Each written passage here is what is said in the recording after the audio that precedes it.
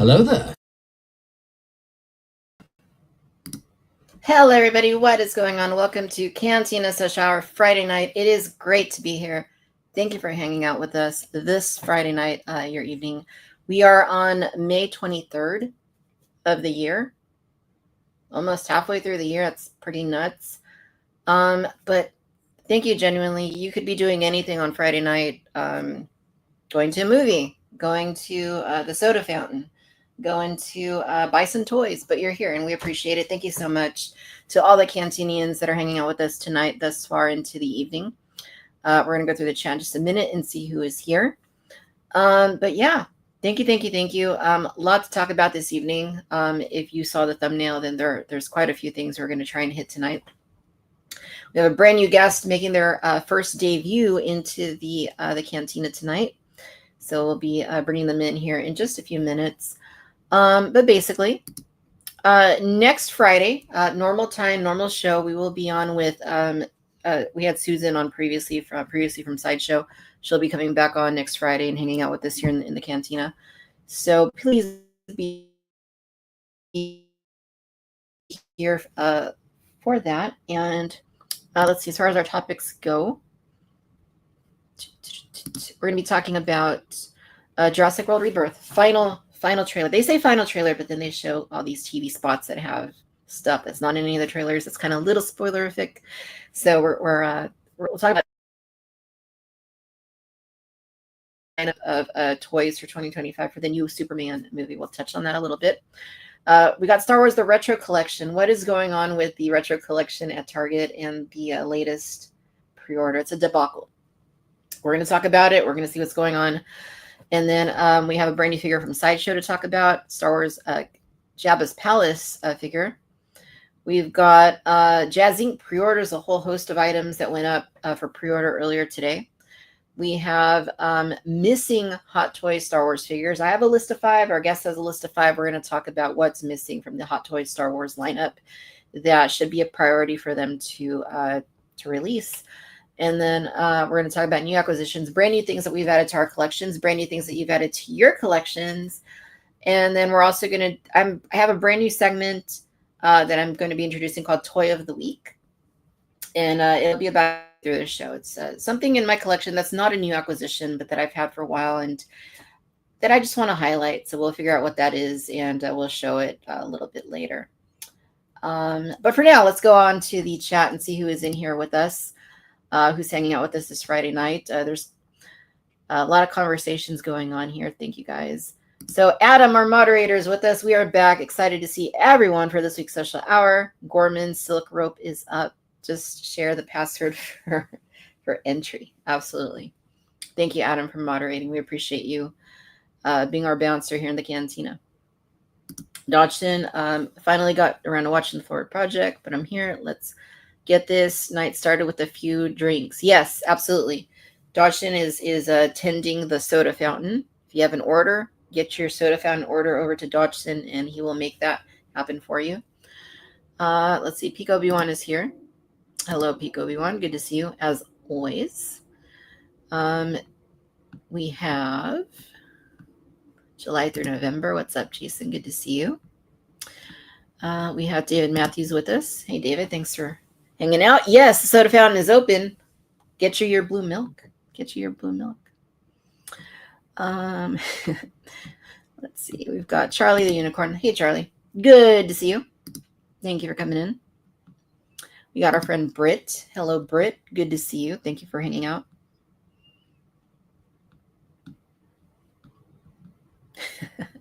I love seeing the banter here in the chat. Nice. I like what I'm reading. Good stuff, you guys. We are off to a good start. Milky Way Skywalker, what's up? 17.28. What's up? Our friend Mary is with us. What's up, Mary? Allison is with us. Hello, Allison. No name is here. Alex is here. What's up, Alex? Jeffrey is with us. Really enjoyed Andor. Hoping her product soon, especially from Hasbro. It's a $1 million question right there. Rick is with us. Hey, Rick. Good to see you. Thanks for being on last week. It's great to have you back in the Cantina tonight. Cool. Oh, Mary, happy birthday. Happy birthday to you, Mary. Thank you so much for spending part of your birthday weekend here, and hope you have a great celebration and that you get some good stuff to add to your collection. I mean, but let's be real. I mean, most of the time when it's like my birthday or Christmas or whatever, I buy my own. I don't trust anybody just to buy me like toys. I want toys that I want. I don't want any random. We're picky. But yes, genuinely happy birthday, and thank you for being here. Grant's Galaxy. Hello, Cantinians. Greetings to you, Grant. Thanks for being here. Cool. All right. Well. I say let's get this this party started. We are picky. Absolutely. Okay. Well, we are going to bring in tonight's guest making their debut into the Cantina. Let's go ahead and do that.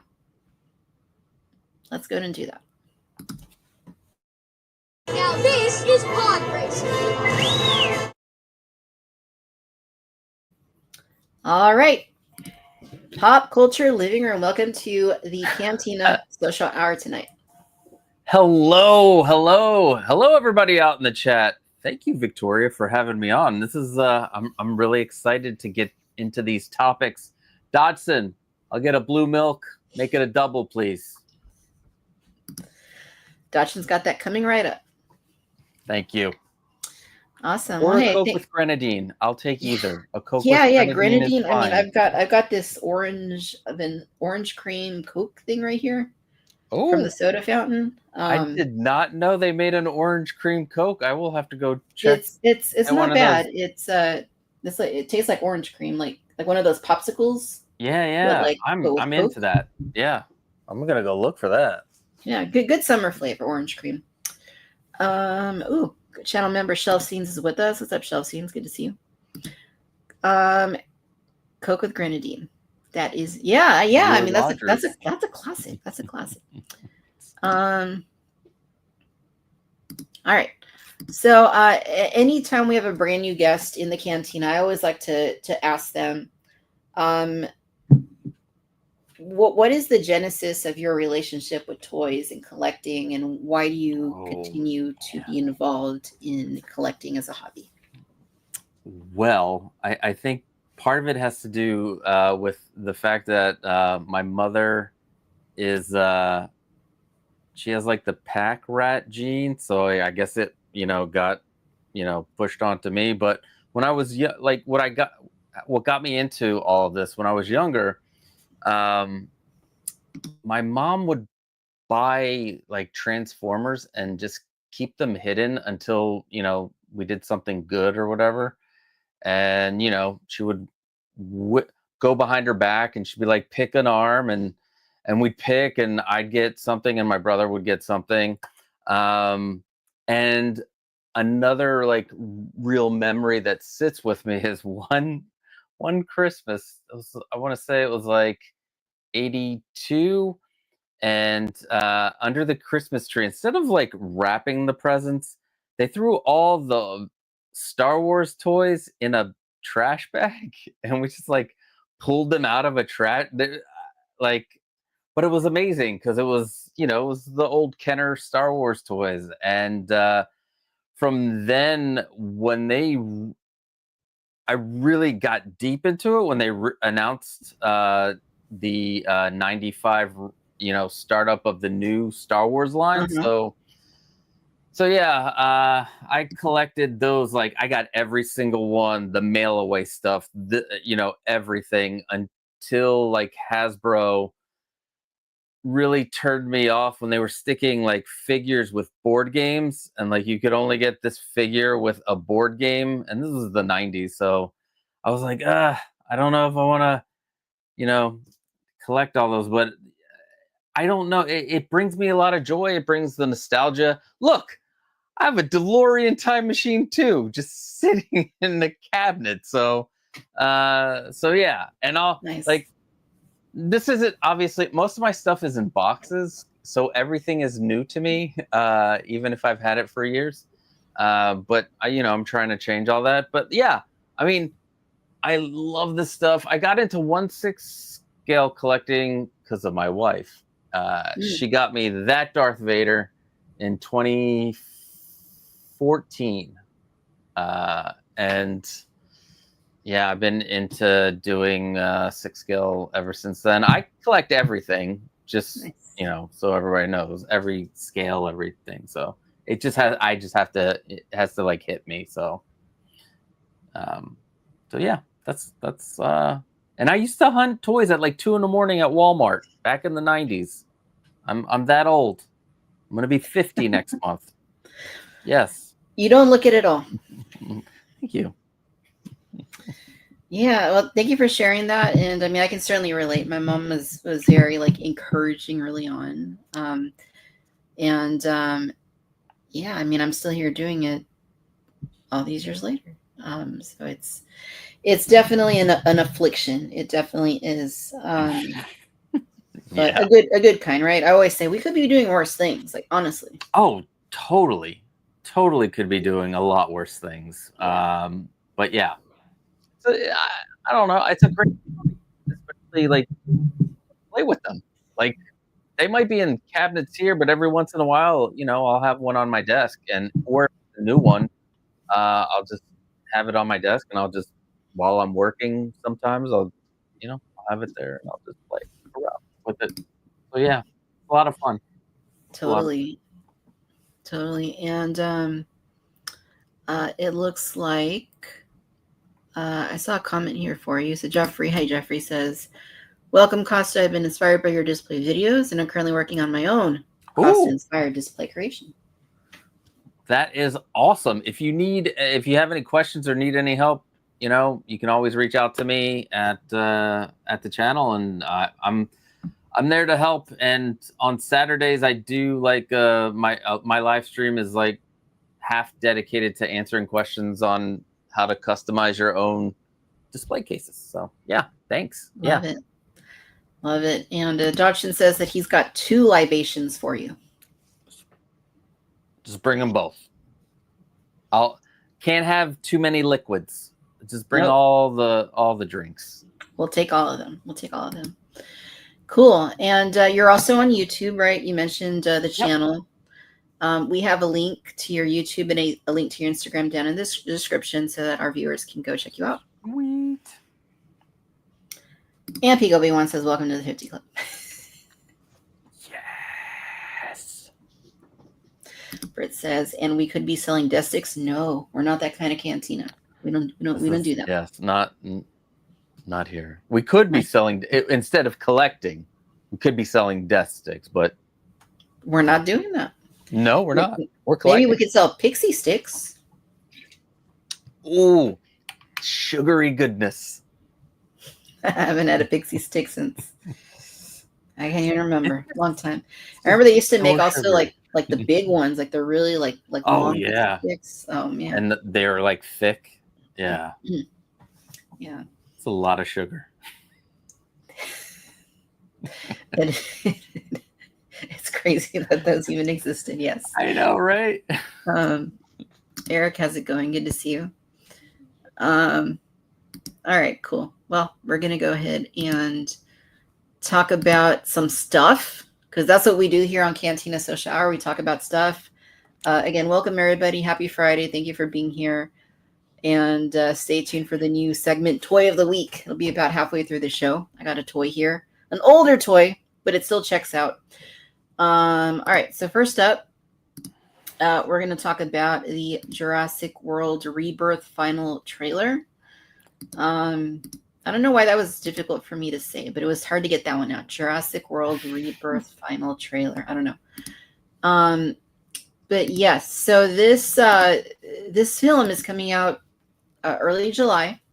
We've had a couple trailers already, and this is the final one, I guess. So they're giving us a little bit more information, a little bit more of a glimpse into what's going to happen in this movie. We're not going to play through the trailer because I don't want to get copyright striked by showing glimpses of a trailer. It's ridiculous, but it happens. Seems like it happens every time. So we're not going to go there. But Costa, did you have a chance to check out this final trailer? I did, and I was pleasantly surprised because the last one was mixed for me. I've seen every single Jurassic Park. I've even read the books, or at least the first, like The Lost World, and yeah, because Michael Crichton. So yeah, and I kind of am digging like the story behind it, where they're trying to go and hunt down one of the or get samples for medicine. So so yeah, I mean, I don't know why I thought Chris Pratt was in this one still too with Scarlett Johansson, but that's fine. It's fine. He doesn't have to be in all of them. So he doesn't need to get too greedy. No. But it was a lot of action. I will say I did see the original in theaters back in the day, and just that moment that you see the way they made the dinosaurs and how it still holds up today. Yeah. It's hard for them to like top, the first time, seeing that stuff. And I know we have tons of CGI, but it was the trailer, like, pretty exciting. I was like, I was pleasant. I thought I was going to be like, but I kind of want to see it now. And it's Gareth Edwards. He's done a good job with large kaiju type animals. Although I don't know if these guys aren't big as Godzilla. No, but anyway, yeah. So I have a little faith. I mean, I'm not gonna. I will go see it and give it a chance, sure. Especially after watching the trailer. Yeah, I'm with you. I saw the original one in the theater when I was a kid and was mesmerized. I knew I was going to be mesmerized because I was already obsessed with dinosaurs, like before it came out. And that, like, as a kid, like, that was a very impressionable movie. Like, it definitely left an impact on me, and it reinforced my passion for dinosaurs. And I always say this, but the toys that came out for that Kenner toy line, like, revolutionized what dinosaur toys could be, because before that, they were nothing like what Kenner did. Like, Kenner did an amazing thing with that toy line, and real feel skin, the 4.5-inch scale, like toy line with world building and all that. Like, it was just still one of the greatest toy lines ever made. Yeah, and they, I believe, some of them added like sound chips and yep. So yeah, it was a good line. Yeah, this trailer looks cool though. I'm excited about everything I saw. I didn't see anything that looked, I mean, I would maybe say the Mosasaurus. I think we got plenty of that in the last trilogy, so I don't need more Mosasaurus, but I will say it looked pretty good. One of my personal gripes with the last few films has been like that the CG doesn't always look like great. Yeah. Like, have you watched Prehistoric Planet at all? No. Is that a YouTube channel, or is that a? So Prehistoric Planet is a docuseries that Yeah, it has uh uh is it Richard Attenborough or I forget. I always forget which one's which. Yes, Sir Richard Attenborough. Yeah, Sir Richard. So yeah, he's in there. He narrates it, and then it's actually produced by Jon Favreau. And Oh. it's on Apple TV. So it was a docuseries, and the CG, it's like dinosaurs and the Mesozoic era, all that. Like it looks very, very convincing and realistic. Mhm. And I would say more realistic than what we see in the more recent Jurassic films for whatever reason. So I hope that that's something that is addressed. I mean, it looked good in the trailer. Yeah, I'm gonna wait for the final film to see what that looks like. But yeah, that's always been one of my little gripes is that some of the things could look a little bit more realistic. Yeah, I wish they wouldn't rush things, because like nowadays, I don't think they give the CGI animators like the time to actually do what they're supposed to do, True. and because they want to hit a certain deadline, and they don't care if the CGI is like a little off. But Right. Marvel went through a lot of that, and you don't want to. You want to give them time to marinate, time to cook, and make the whatever CGI look like absolutely real. And it's important for this, because if it can't pass as well as the original from 1993, then you're doing something wrong. Yeah, that's true. That's true. Thank you, Bert, for the correction. David Attenborough. Always going to mix David up the Attenborough. brothers. Duh. Yeah. David Attenborough. Brothers. Yeah, they sound the same, which is cool. Oh. But yeah, no, I mean the trailer looks good. I know there's some things that are a little controversial. Some of this, like they showed yet another hybrid species in it that or mutant or whatever it is. Some people are calling them. I saw the comment here, the mutadons, which is I don't know what they are. I mean, just kind of it's just like the hybrid thing. I feel like they overdid. Like Indominus Rex, okay, that was cool in the first Jurassic World, but then the Indoraptor, and then it went into like the next movie they kind of got rid of that, but like I feel like they've covered that. Like I'd rather just see like actual like dinosaurs, but I totally agree with you. Like you don't need to do too much with it, because they're massive, big, especially the carnivores, killing machines. Like you don't really need to genetically modify a T-Rex or oh my god, I'm just gonna stick with the T-Rex, because I probably was gonna say an herbivore, but they don't eat the peoples. But still, like puny human, even the herbivores could run them over. Like they like the massive ones, and you don't need the whole. Especially in this one where they're going to try to find and get samples for medicines. I don't know if that has anything to do with the genetically modified dinosaur, but yeah, at this point, I'm fine with just dinosaurs. Yeah, totally. It's like Chris Pratt said in the first Jurassic movie. It's like they're dinosaurs. Wow, already. Yeah, no, trailer looks cool. I'm excited to see it. I hope that they kind of lost me a little bit after the last trilogy. With each succeeding movie, they kind of lost me a little bit. But I hope that they get me back with this one. So we will see. Yeah, I don't know how far they can go with that. Like, is it gonna be like $21.99, and they're like, they're still here? The time. I had a little like thing. Like I kind of feel like they could have ended the movies. Like just I know they're never gonna do it, but I mean, like my thought was, and this was years ago. I think I mentioned it on some show, but it was well, just end the whole thing. Another asteroid comes and hits the Earth and now takes everything out, and then it's like it's all gone, it's all done.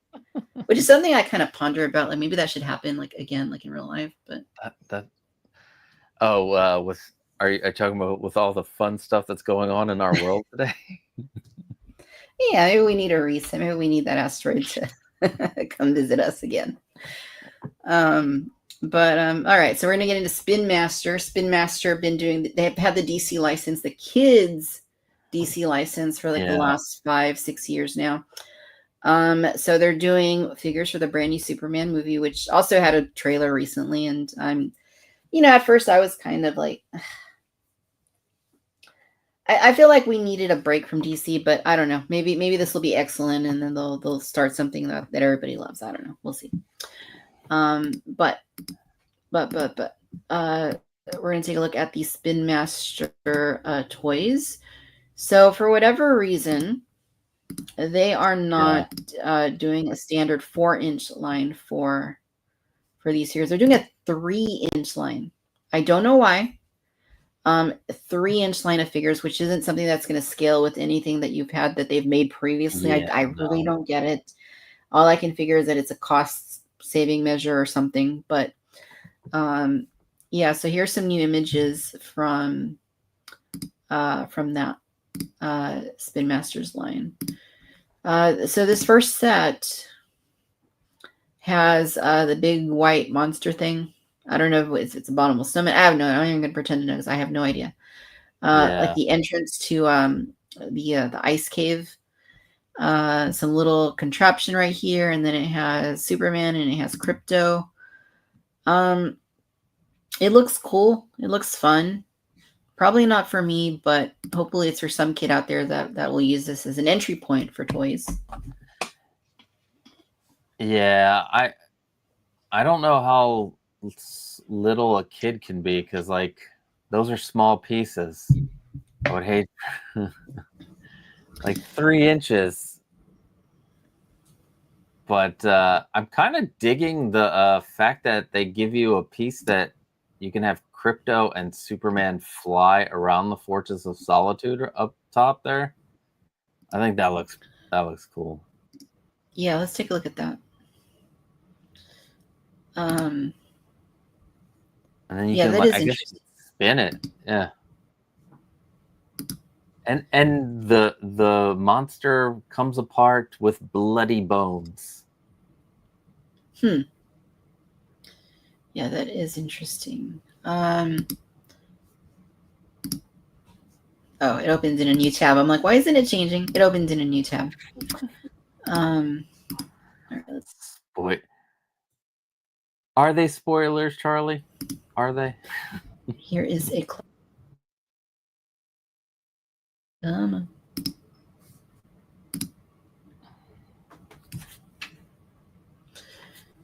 yeah, you're right. It's like a tab that's holding them up.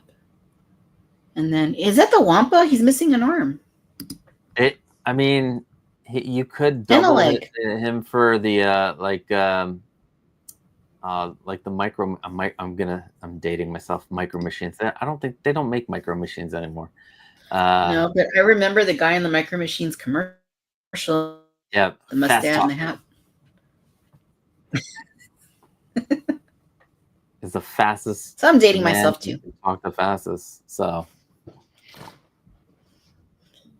Yeah, this is interesting. It is giving Wampa Brit. Yep, definitely. And his bones are red. Interesting. Yeah. Red bones.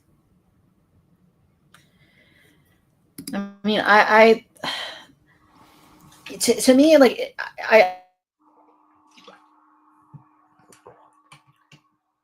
Uh-oh.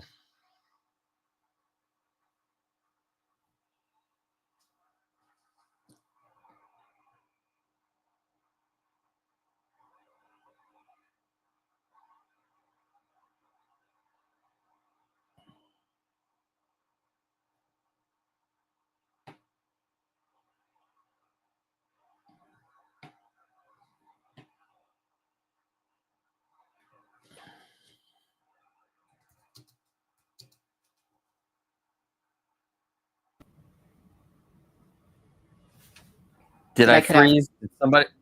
Okay, I think. I think that was me. I think that was me. But yeah, no, what I was saying is like, to me, it doesn't matter like what the brand is. Like, if you're collecting a line like this and then suddenly there's a scale change, like to me, that would just be really frustrating. Yeah, because you're right. Spin Masters was doing a 4-inch line, and to go down a scale, that would, especially if you have like other DC figures, right? That would be very frustrating. Yeah. Charlie says sometimes you have to do the show solo. Yes, occasionally, and this never used to happen, but like in recent months, there has been like a what Adam here's calling the glitch ghost, where I get like bounced around by weird internet stuff. So yeah, I ditched StreamYard a while ago because I couldn't stream. If you go back and look at some of my live streams, when I'm doing live builds, I'm like, and so I ended up going and just downloading OBS and doing everything through there. So I'm learning from the ground up how to, do a stream without relying on the great stuff that StreamYard has. It's just you wish, you wouldn't have the internet issues. Really, yeah, and it could be, it could be that it's just StreamYard, because I mean but it never used to have issues, so I don't know like what changed with it lately, but yeah. So they also have they are making 1 6-inch figure at least. And this is a Superman, but I mean, if you look at it, you can tell we're not talking like any high quality like figure. Like it actually looks pretty bad. Yeah, so this is your 6-inch. I mean, look at that cape. Yeah, it's cloth, but it's very, it seems very generic. I love how Warner Brothers is just likes to give out their licenses to just anybody, because I know McFarlane has the DC license, but I'm gonna guess they do, because they do 7-inch figures, that it doesn't like mess with Spin Master. Yeah. So. Yeah. But yeah. Look at him. He looks sad. He's like sad to go out and like save the world. No, I don't want to do it. Don't make me. I think this one. I mean, it is $10. Like back in the day, saying something's $10, you're like, that's expensive, because when figures used to cost like $3.99, but now like $10, you're like, okay. Yeah, I know $10 is like $10. That $10 is like a meal at like Taco Bell. Yeah. Yeah. It does look like Play-Doh. It does. Adam, it does look like a bunch of Play-Doh.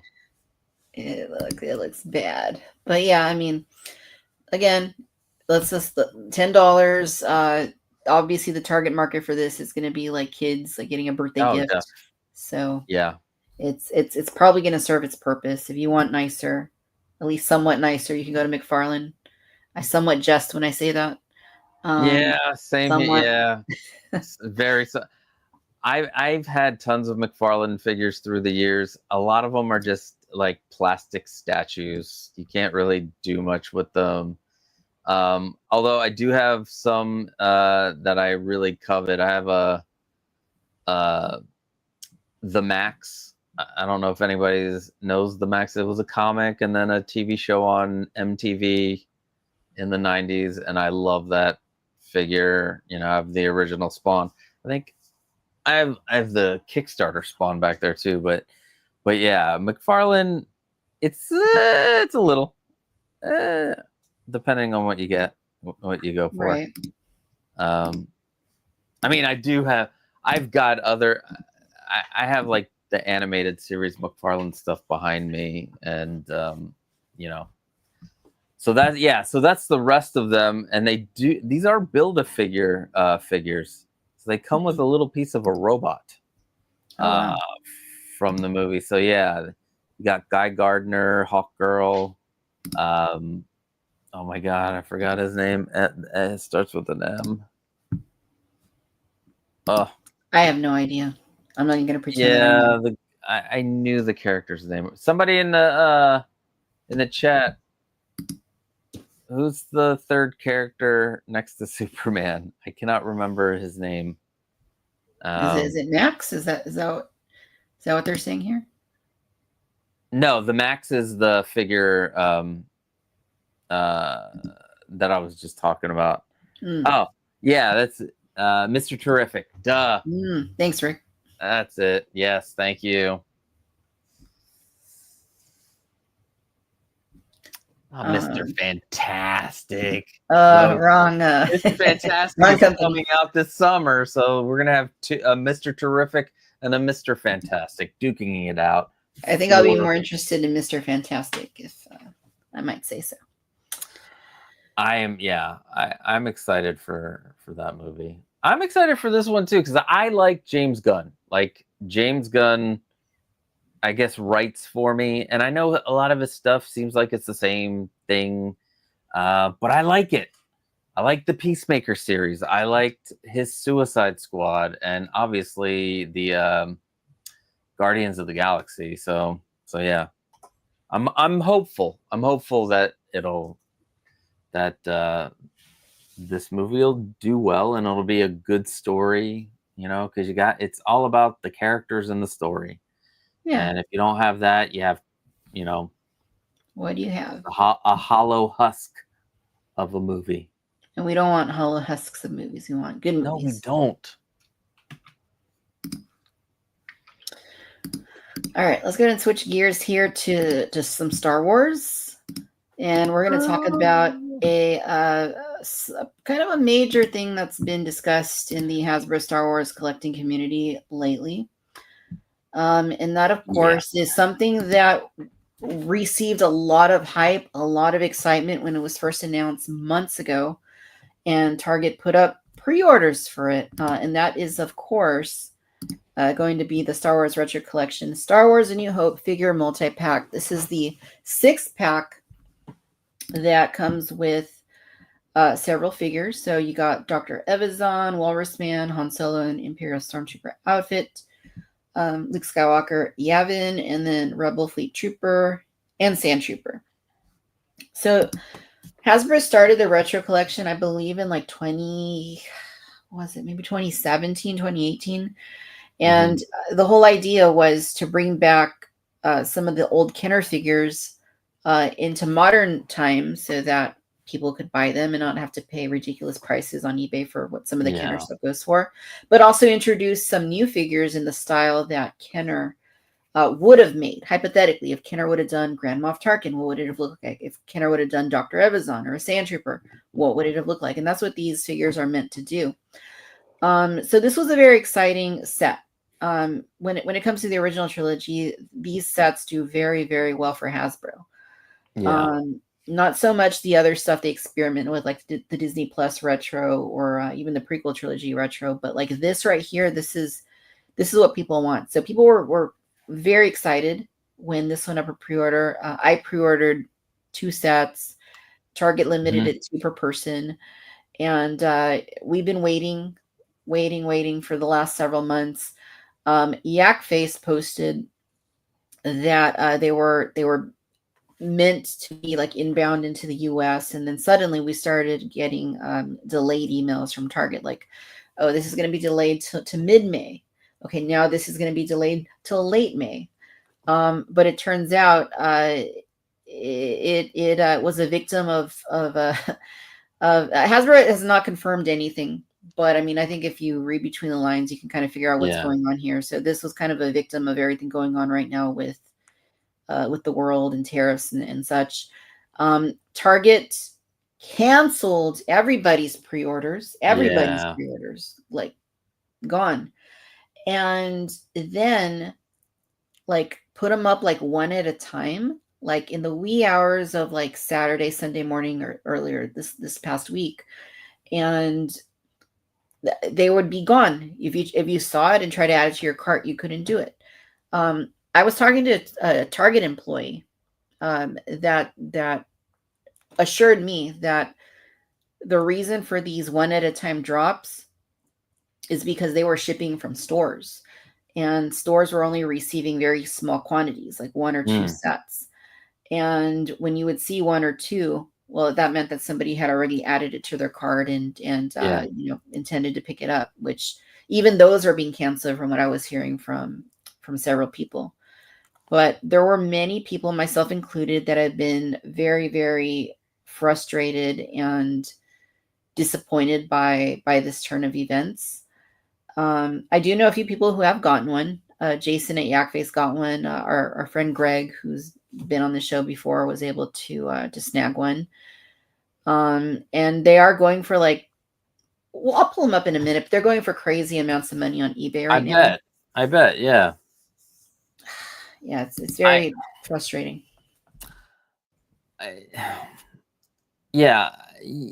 It to me, it makes no sense, because why not hold? Because they're gonna still make these. Like they were put into production to cancel people's orders and then to have people come back at a later time to try to get them again. Listen, exclusive. I'm a hater of exclusives, and it feels like, when you're getting something as popular as this this set, and now it's going to get even more popular, and you're going to have other people from outside of collecting trying to come in and grab them. I don't know why they canceled everybody's thing when they're still going to ship them and have them come in. I feel like the way it sounds is with the China stuff that was happening over the last few months. It's kind of puts you in a weird spot where you don't know when or if you can ship something over without having to pay that full amount of tariff. So yeah, and yeah, 189. That's ridiculous. Also, who's to say that they canceled and are trying to readjust pricing? Yeah, and maybe they'll be a little bit higher when they get relisted.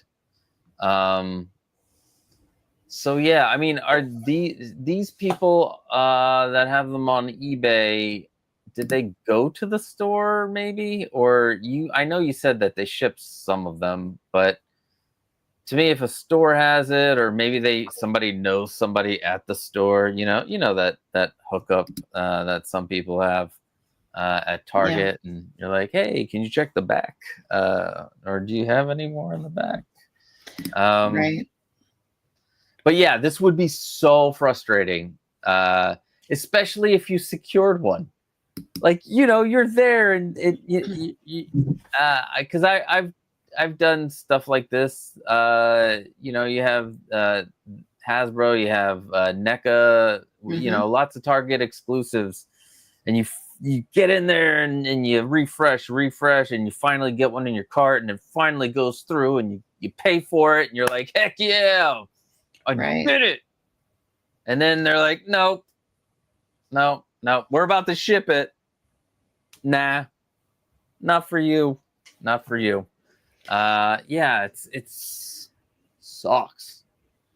Yeah. And these do bring me back to my childhood. I have some of these down I have some of the old cases from the early 80s, and I still have a lot of my old Star Wars toys in there. I mean, very well worn and played with, so they're not going to fetch anything on the secondary market, but I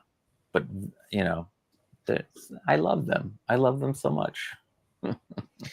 Yeah, and I think that's part of what is disappointing a lot of collectors, is that there is a lot of nostalgia with these, but there's also the what if type figures that are included in here that people get excited about. And yeah, I mean, looking here at the chat, some folks were able to obtain sets, some were not. Yeah, it's really been quite frustrating. Great.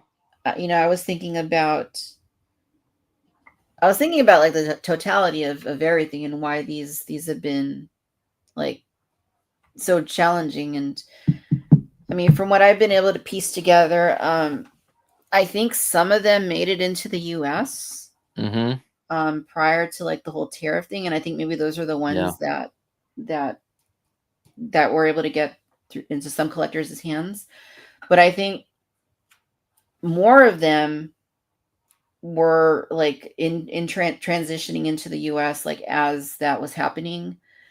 And obviously, like what is Hasbro going to do? Are they going to this, if this set cost, what is it, $60? If this set costs them, let's say $20 to produce, I mean, are they going to want to pay $45 to bring it in? Like, probably not. I mean, and then they sell it to Target for, I don't know, $50. And Target's margin's not that high on this, so nope. I mean, I can see why they would have made a business decision like that, but obviously, like it's to the detriment of any collector that secured a pre-order expecting that they would be bringing these into their collections.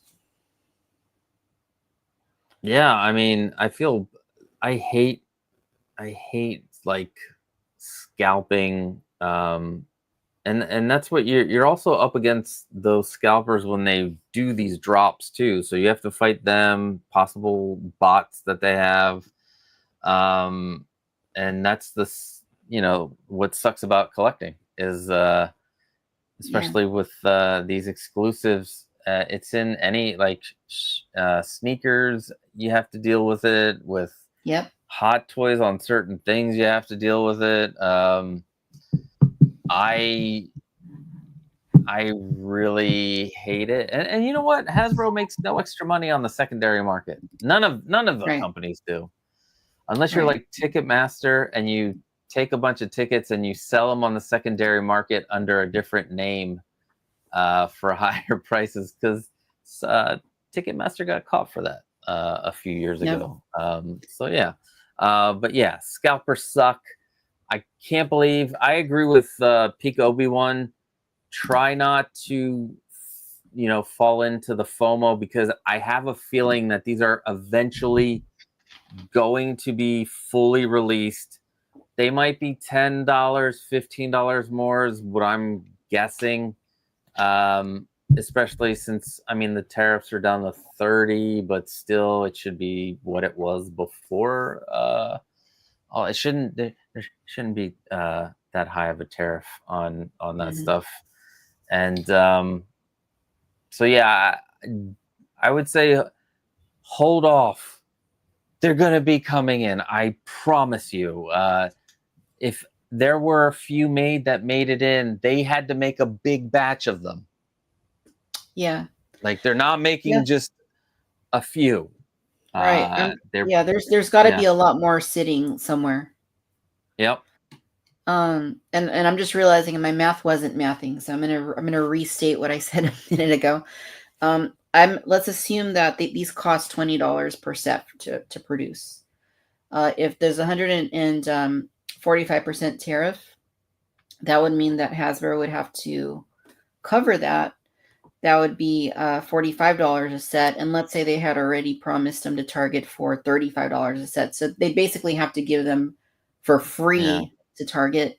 And I mean, that wouldn't make any business sense. I mean, I could see why they would make that decision, but it's just, I think a big part of it too, though, is that there's just no communication. Like, I mean, they could easily communicate like, hey, this is what's going on. This is, why we had to do this, but they don't, of course they don't do that. It's just kind of like, oh, we're canceling these just because we're canceling them, And I don't think it's Target's fault either. I mean, they're just the middleman. They're just waiting for the stock, and they're being told by by Hasbro what to do with it. So Right. yeah, I don't think it's Target, at least not for this thing. Target's, been having issues with other Yeah. things, but this, Hasbro definitely. It would be nice if somebody would come out and be like, "Hey, everybody, we're gonna bring them out. I promise. We have like thousands just sitting. I promise." And we will. that would go a long way to assuring people. Yeah. Just a little communication, and it's such an easy thing to do, right? Like Hasbro could easily like on Pulse say, "Oh, we're going to bring these back out later again," as through another retail, through Entertainment Earth, through Big Bad Toy Store, through Hasbro Pulse. Just a little bit of communication, because I think I agree. I think this right now they're expensive on eBay, but I think Target's gonna get more stock. I think that they're gonna probably find another retailer as well. They've done this before with other retro sets to release them through. So I think eventually they will be. I think anyone who wants one eventually will be able to get one without too much effort. But that's just me speculating. Anything could happen, of course. Yeah. But yeah, these prices are nuts. True. These prices are nuts. I wanted to share, especially for 3 3/4 inch figures. Yeah. Yeah, I know. I wanted to share something I saw on Instagram the other day. So, have you seen the Jerry Seinfeld episode where he's trying to reserve the car and they didn't hold his reservation and he's like frustrated? Yeah. Okay, our friend Rives Junction Night on Instagram took that and tailored it to this situation with regards to pre-orders. So yeah, if you're not holding the pre-order, then it's not a pre-order.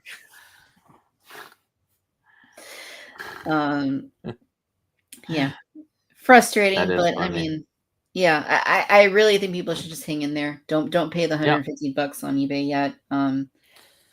Let's wait it out. Sometimes we got to just wait these situations out. I know, we get jumpy. FOMO is like, oh, if I don't get it now. But I think sometimes, it's Hasbro. It's not Hot Toys. It's not. This is a mass producing global company. I think we'll have a chance to get more of these.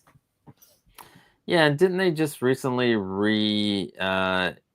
issue like a set to Entertainment Earth that was going for over $100+? It had like Mon Mothma and Yak Face. Yeah, the Return of the Jedi set.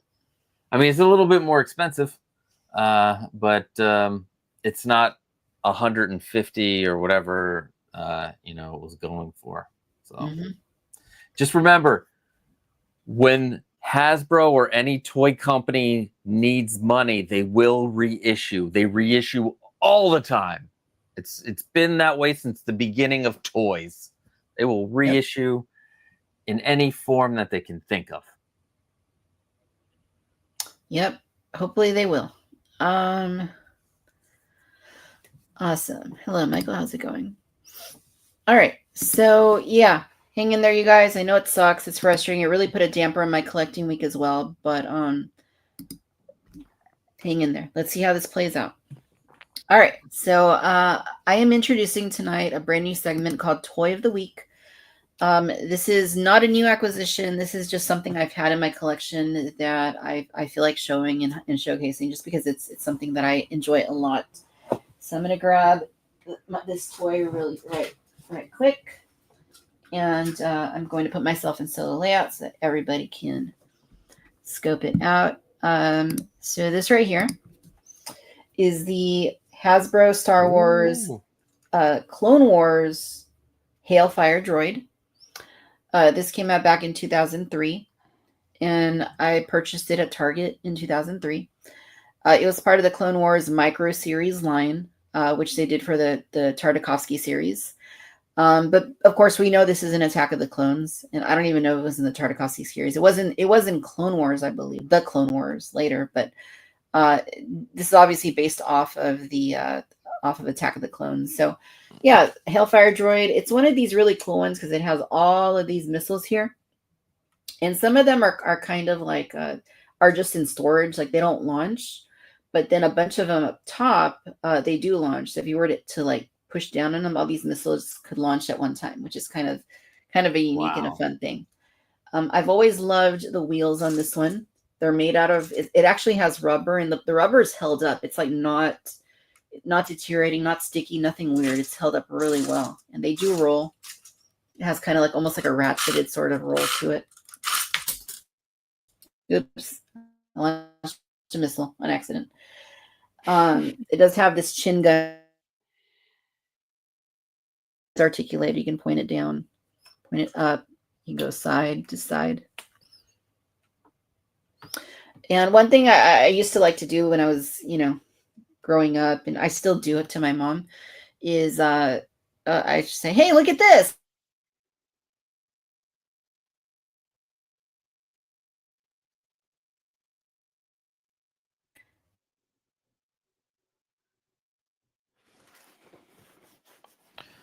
The ghosts are back.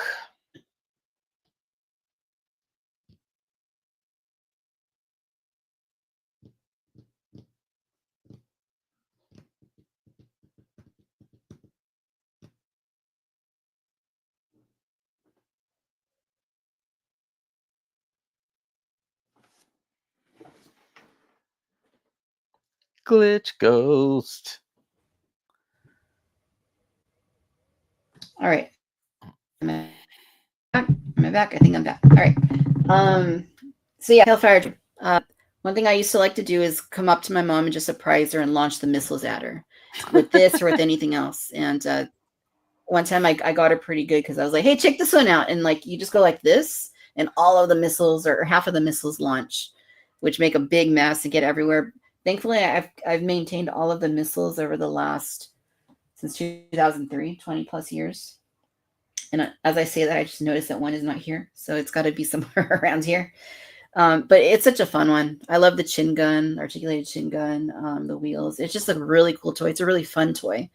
And if you have a Clone Wars or prequels sort of set up on your shelf, it's a really cool one to have. I love that thing. And I don't have it, but I love it. It looks great.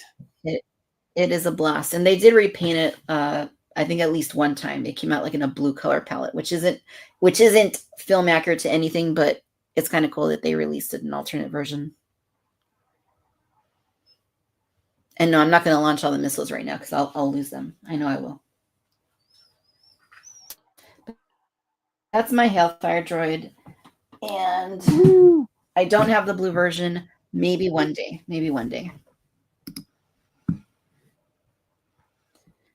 All right. Cool. The it got me.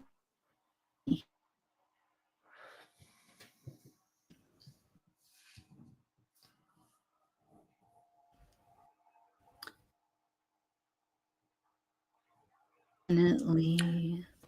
But July to Remember says, your mom probably loved having missiles launched at her when she was trying to enjoy her.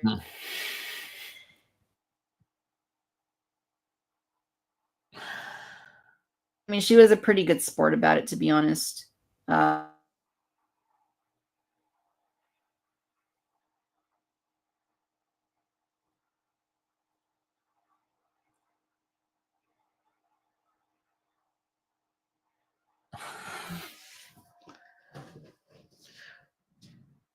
Where the Ghostbusters when you need them is right.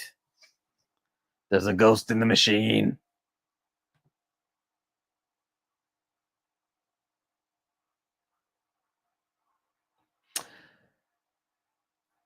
So, what is everybody's what if you had a toy of the week, what would it be? I want to see it in the chat.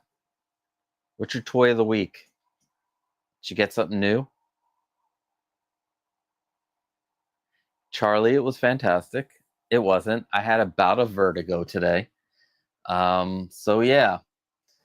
So I've been dizzy all day. Finally, I feel normal. But if you were like, I don't know if you guys heard. What is your toy of the week? Did you get something new this week that you love, or something that you've had forever that's like your favorite toy ever? I want to know what it is. Oh, all the guests get to host. How about I dance? I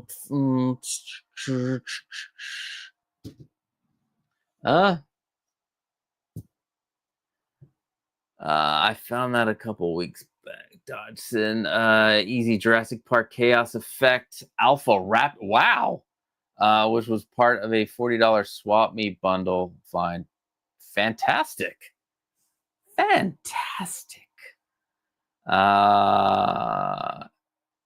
that's one of my favorite posts. Let's see. My toy of the week would probably be the original Death Star playset, Adam Kennedy. Yes, I was watching Toy Federation earlier today and saw that they recently bought one of those sets. They bought a whole big Star Wars set. I mean, it probably was like a month ago.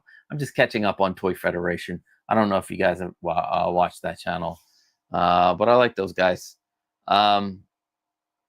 Ghostbusters are coming in June, RK Maroon. Yes, and welcome to Victoria's Cantina. While we're working out the ghosts in the machine, and hopefully we'll have Victoria back soon. Oh, that's a hard question. Favorite toy? Oh, come on, you can do it. Let's see, Britt. Toy of the week, Young Jedi Adventures, Tennu Temple playset. Love that thing. Ooh, that's a good one. And the Young Jedi Adventures. Ooh, that's the new series, right? Yeah. Let's see. Ali says the vintage Death Star #2. Nice. 4 times. No, you're saying the second Death Star. Victoria brings guests on and just leaves. I know. What is this? She just up and abandons me. Here she is. She's back. I'm sorry. This way. She's right here. Sorry, Costa. Sorry, you guys. This happens more frequently than That's okay. We've been having some fun. So yes, it sucks, but I'm gonna have to have a strongly worded conversation with the powers that be. But anyhow, thank you guys for being patient, and I assure you, I am safe. I am all right. I'm not dead. I'm not in the world between worlds anymore. All right. Cool. So let's go ahead and welcome to Costa's Cantina, you guys. He's doing great. We got some good toys of the week out here. We have a Mythos Darth Vader statue. I'm gonna guess that's the Sideshow one. Fantastic. G.I. Joe Classified Series Dr. Mindbender and Rock and Roll. And that's it. We went through all the other ones. But thanks, guys. Sweet. All right. Let's jump into our next topic. Brand new figure out from Sideshow that went up for pre-order, I think yesterday. And we did talk about these as a set, everything that was going to be coming from this little micro line, whatever you want to call it. But that Sideshow's Jabba's Palace Denizens. And the first of the lot has gone up, and that is Bib Fortuna. He is available now to pre-order. $280. A little steep. Yeah, I think it's Costa, what do you think about Bib Fortuna? All right, so out of the set that the Jabba's Palace figures that they are releasing, I am getting the ones that I have in the ones that I got from in the 80s. I do have Bib Fortuna, so Bib will be coming into the collection. I do think the 280 is a little steep considering the recent drops from Hot Toys in the Star Wars universe being like a bit lower than that. And to me, Sideshow's quality, they try to charge you Hot Toys numbers. It should be a little cheaper, but it looks fantastic. Don't get me wrong. I am going to get that one. I'm also going to get Klaatu. Because I have a little Klaatu. But now Bib makes me want to get Sideshow's Jabba the Hutt. So, I want to put him behind, right next to Jabba. So yeah, I think it looks really good. I can't remember. This is they're redoing their old lines. Correct? Or they didn't do all of these figures. They did some of these figures before. I can't remember. I know they've done Bib Fortuna before, so it's good to see this. Yes, Charlie, they did drop Jabba for 1,025, but on the secondary market, you can find a Jabba for way less than that. There's it's a big hulking piece of figure, the Jabba palace set. So you're not going to see too many people with that, and I don't think people are going to pay the 1,000, but we'll see. But I love the clothing on this. I mean, it is the prototype, so sometimes Sideshow shows a prototype and it's horrible, but this looks. Right. I think this looks fantastic. I think I'll be honest. I think every single figure that they've shown in these two Scum and Villainy lines, the Cantina and the Jabba's Palace, I think they look great. I'm excited. I really am excited about getting some OT figures in here. So yeah. What are your thoughts? Yeah, I mean, it's cool. I mean, all of these, like this right here, the squid head looks excellent. Yeah. I mean, it looks nice. I don't know that I would say it's like I feel like if Hot Toys maybe were making it, it would look a little more detailed. But it looks nice. I do love that they're making these because I don't think Hot Toys would make these characters. The same as with the Cantina ones. I did pre-order all the Cantina ones because the Cantina is my jam. I love the Cantina. Some of my favorite things and it's probably my favorite thing in all Star Wars is the Cantina scene. But it's great. I love Jabba's Palace as well, but I'm not going for any of these. Like it's just having those other ones pre-ordered. I think it was 4 or 5 figures. Like there's just no way. Like I can't. Yeah, that's I can't a lot. do that. I can't do that with these two. But my pal John Miko, who's been on the show before, who runs the Star Wars The Vintage Collection Facebook group, big group on Facebook. He pre-ordered Jabba, and he's getting all of these Cantina denizens. So I mean, sorry, the Jabba's Palace denizens, not the Cantina ones. So yeah, I mean, it just depends on where your interests are and how big your, as Dexter Jester said, how big your pocketbook is.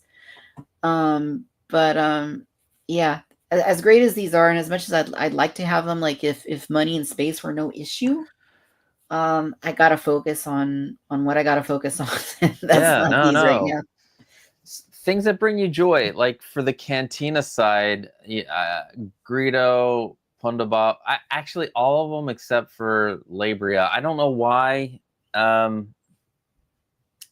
don't know why I don't feel that character. Although he's very interesting. I probably end up getting him anyway if I'm getting all the other ones, but the like you said, like the Jabba's Palace characters didn't draw me. Like even back when Return of the Jedi came out, they didn't seem all that special to me.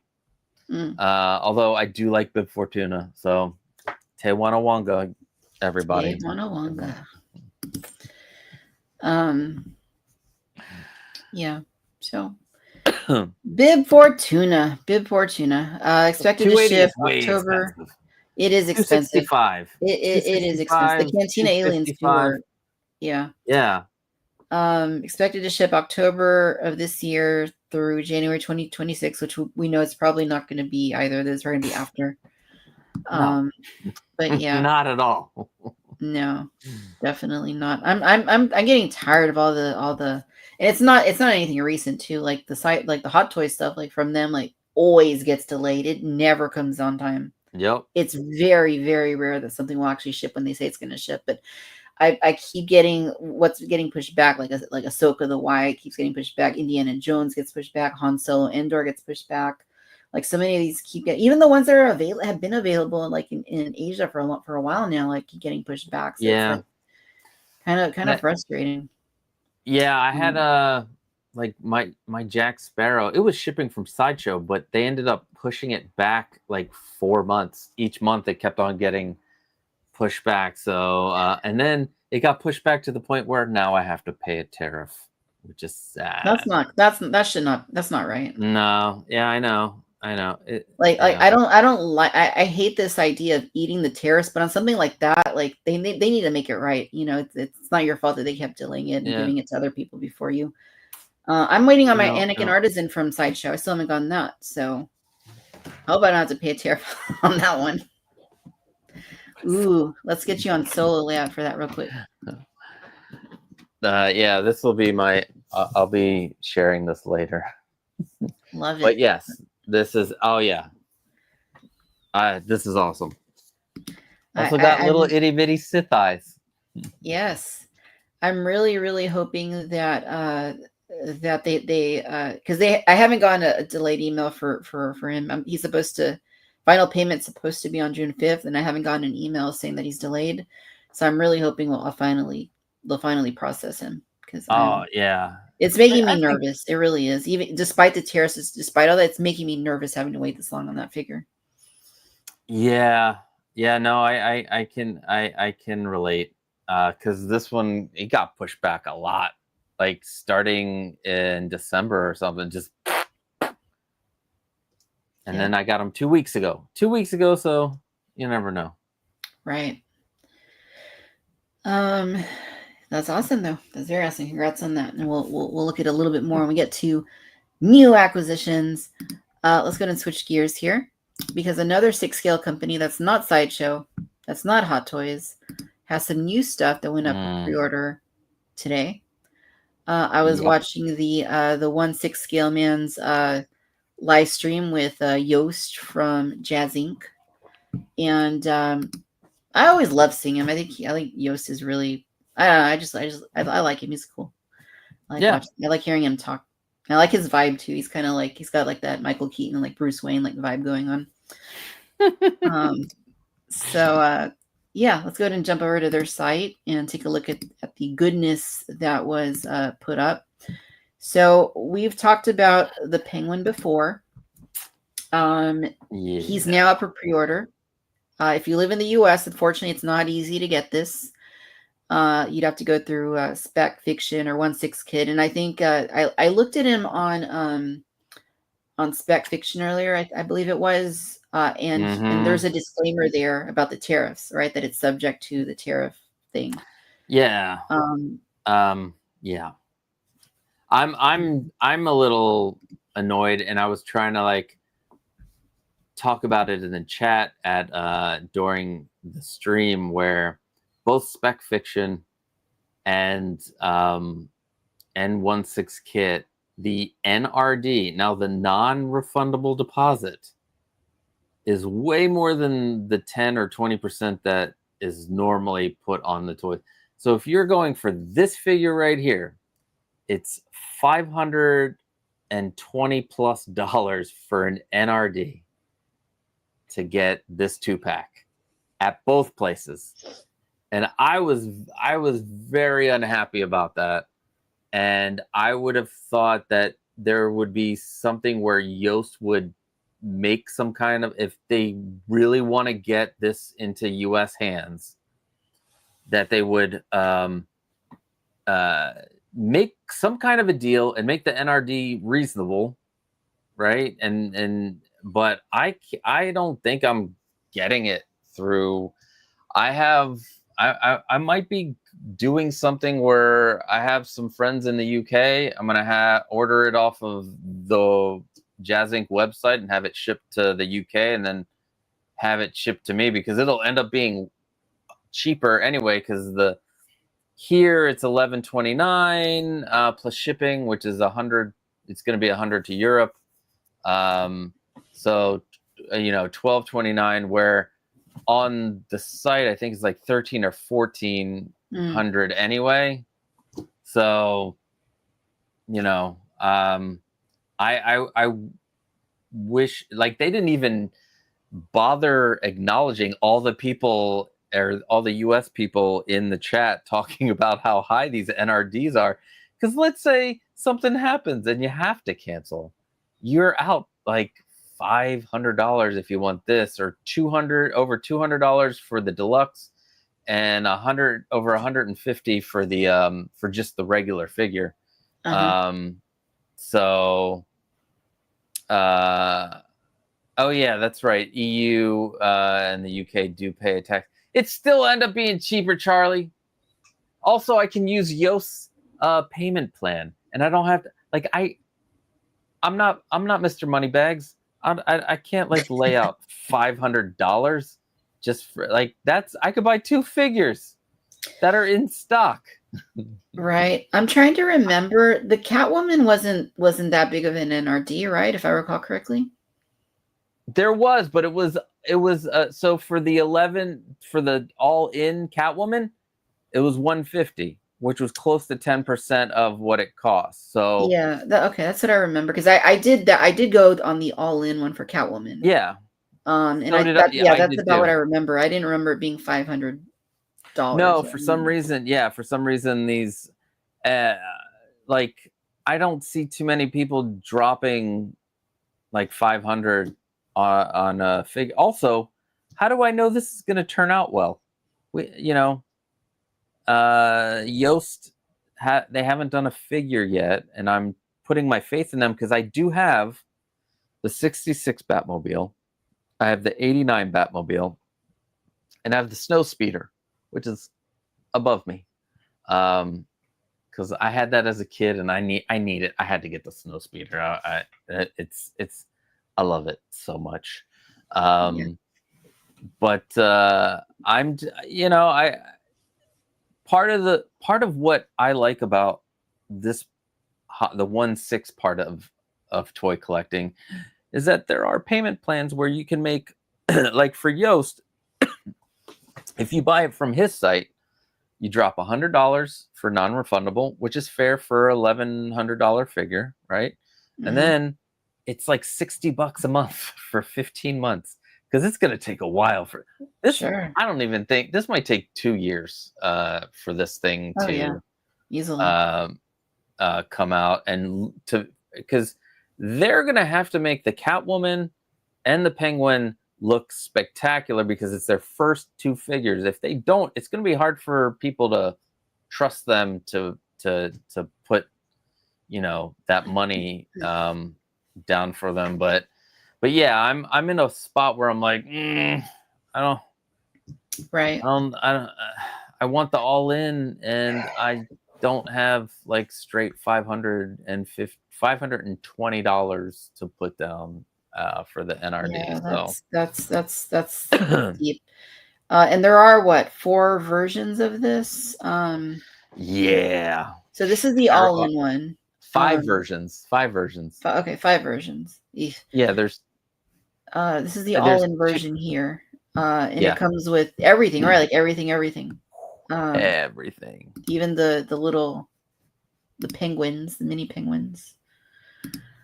And the umbrella, and the umbrella stand, and the podium, the diorama, all of it. Both figures, yeah. There's also the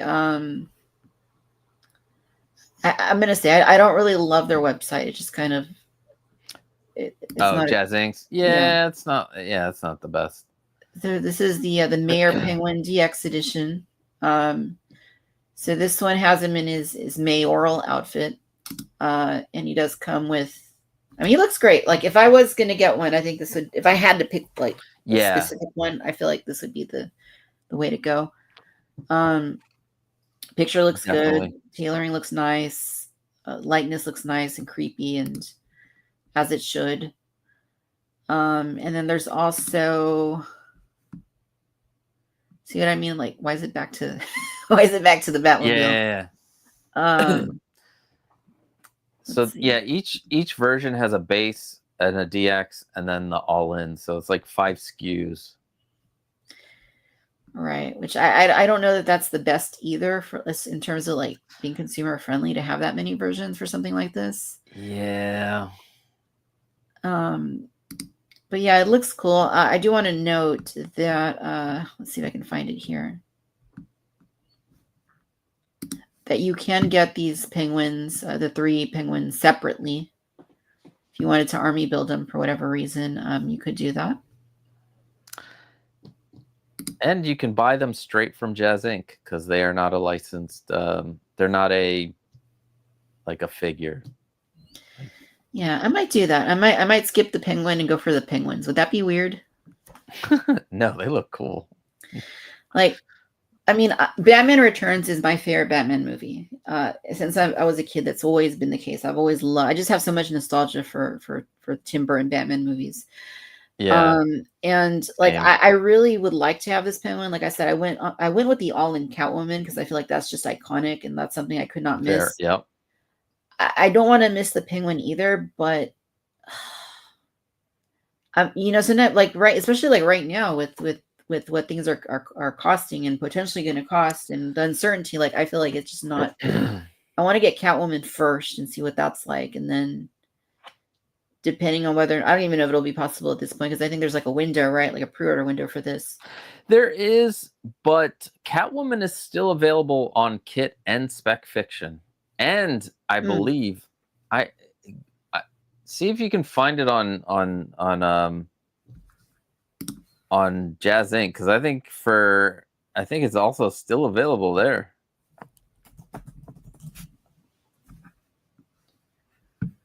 Open for pre-orders. Yeah, you're right. So usually Yoast will close the pre-orders when they're about to go into full production. They will also take another 100. They up the NRD for some reason. Like the Batmobile was 100 NRD, but when it moved into production, they moved it up to a $200 NRD. And if you backed out at production, you would be out 200 and not 100. But I mean, if they're in production, that means they're set. So I understood, why he, raised it. He's a little company. It's him and his family. It's him and his family. So he was a collector who saw, missing category in the collecting world. Yeah, started out making. Yeah, he made the Star Wars dioramas first, and then moved into vehicles, which the only reason why he is licensed now is because of his '66 Batmobile, and Warner Brothers got wind of it because it was so good that everybody was talking about it, and it is fantastic. It's one of my favorite vehicles. So yeah. Yeah, it looks great. Yeah, so no, I mean, I'm very much tempted to get a penguin. I wouldn't do the all-in, not for this. I mean, for Catwoman, that was one thing. I don't think I would do for Penguin. Sorry, Penguin, I love you, but I'd like to at least do the like mare. Like the mare, and it doesn't even need to be the DX one. I'd be okay with just getting the regular mare.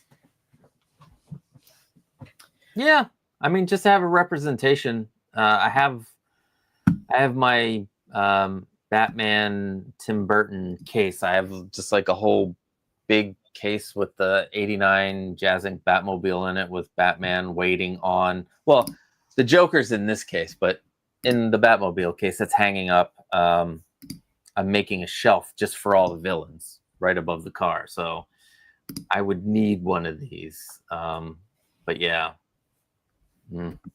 Yeah, Charlie says mare with a few penguins would look great. I agree. Mm-hmm. I agree. I think technically that's probably all I would need. Yeah. Mare, penguin, and a few mare and a penguin with penguins. But yeah, I'm very curious to see like how deep he goes with Batman Returns, because if he doesn't stop here, if he keeps going to like, which I assume they'll do a Batman at some point, but I mean, having the Hot Toys one, it's like, would I need that? Maybe not. But like, will they do Max Shrek?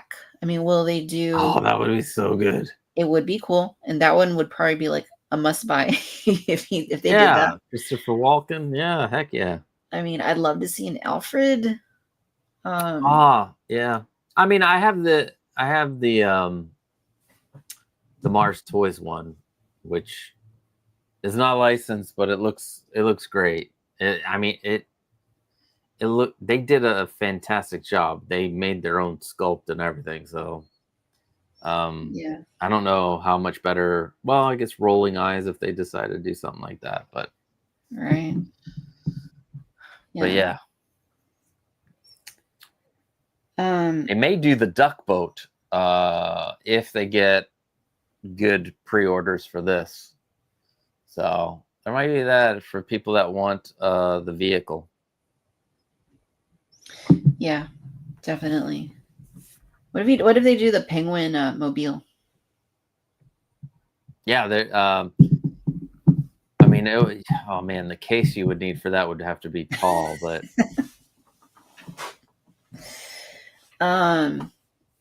yeah. But I'll fit it somewhere. I'll fit it somewhere.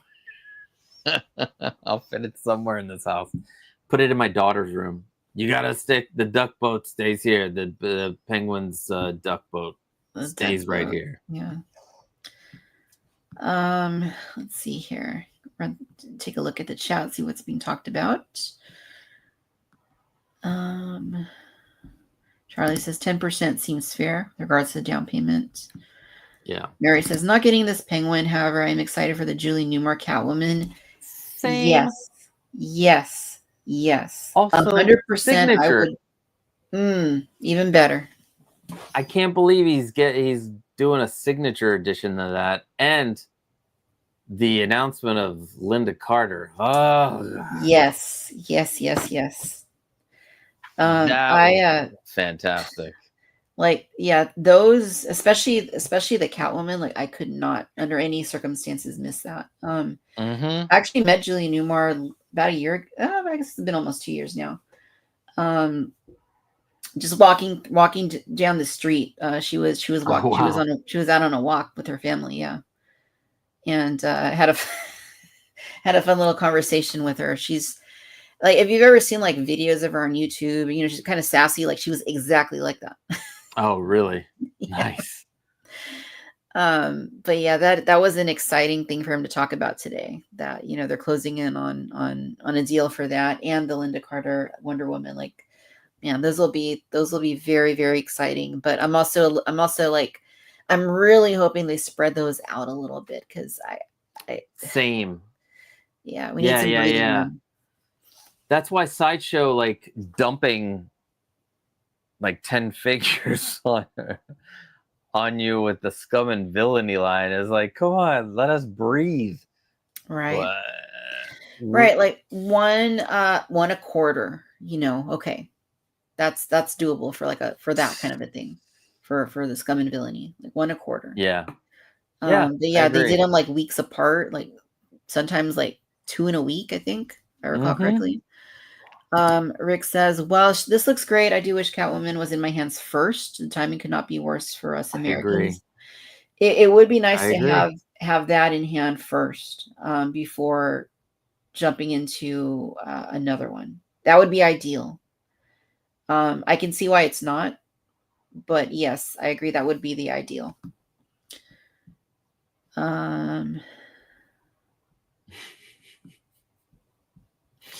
The teased 112 backwing is bonkers, $300. Yes, that's another one that I would like not miss. 100%.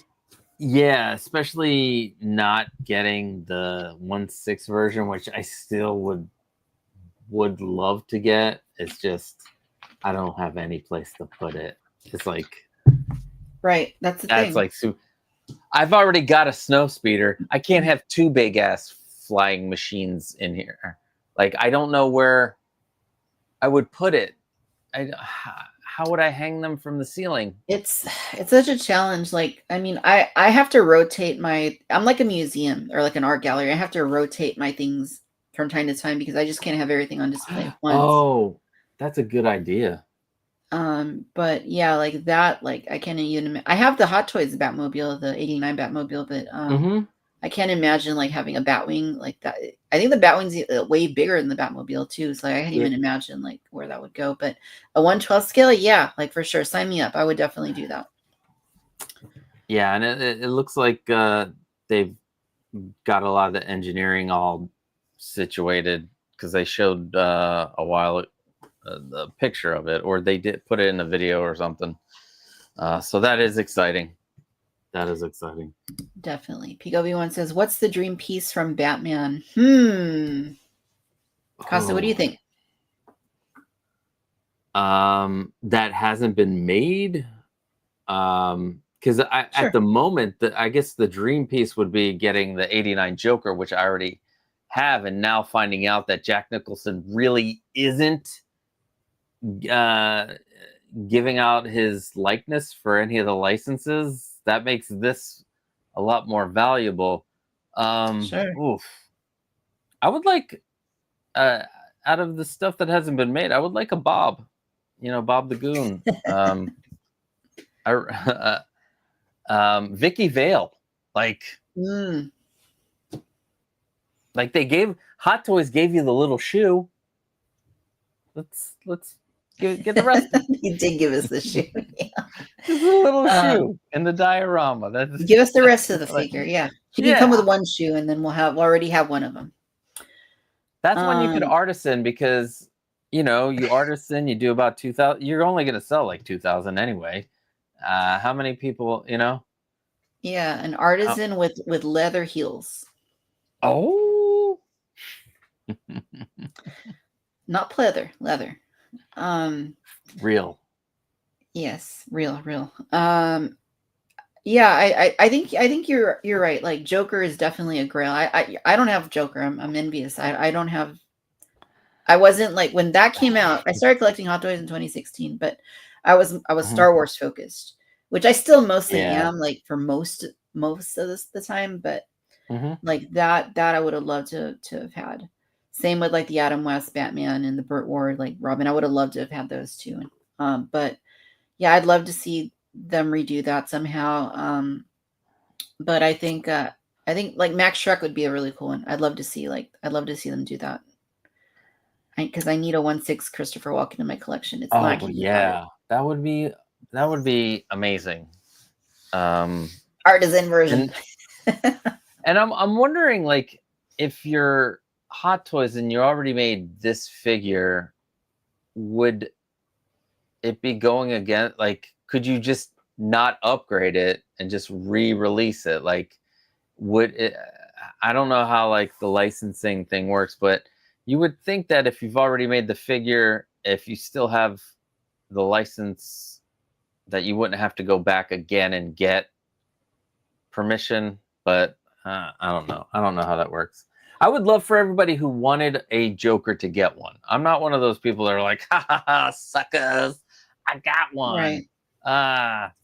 I'm like, if I want the fans to have what, if they want one, they should be able to get one. Yeah. Yeah, I agree. More the merrier. Otherwise, it's just money left on the table. Yeah. Rick says the Catwoman all-in might be the 1/6 girl of any movie if it turns out looking like what we've seen. Yeah, I think for sure. I think I would agree. I would agree with that. If it turns out even 95% of the prototype, yep, it is going to be spectacular. Definitely. That would it would probably be my favorite piece in the whole collection. Not just Hot Toys, like the whole or 6 scale, the whole collection. That could potentially be my favorite piece. All right, let's see here. Charlie says if we're talking figures, Poison Ivy. Didn't Yost allude to them possibly doing a Poison Ivy? They are working on Poison Ivy right now. They are working on, so they set like a priority order, and right now it's Julie Newmar's Catwoman and Linda Carter's Wonder Woman because they have permission from both of those actresses. Uma Thurman isn't 100% on board yet, from what I can remember, but he's putting Julie Newmar and Linda Carter first, and I know Lael is just exploding with joy. Yeah. I mean, he did have like the balloons or the lasers or whatever he was doing earlier today. But Lael, you need to talk to my man about the NRDs here in the stateside. It's ridiculous. Thank you. Hello, Lael. Welcome to Cantina Soshar. I know you want to come back on. We'll get you on. I promise. We'll get you back on soon. But yeah, great stream this morning with Yoast and with Press X, which we finally figured out what happens if you press X to continue. I know when he was on the show, I showed it to him, but it turns out when you press X, I'm going to do it right now. My finger's going. You press X, is what happens. Yes, I bet you have. Makanki.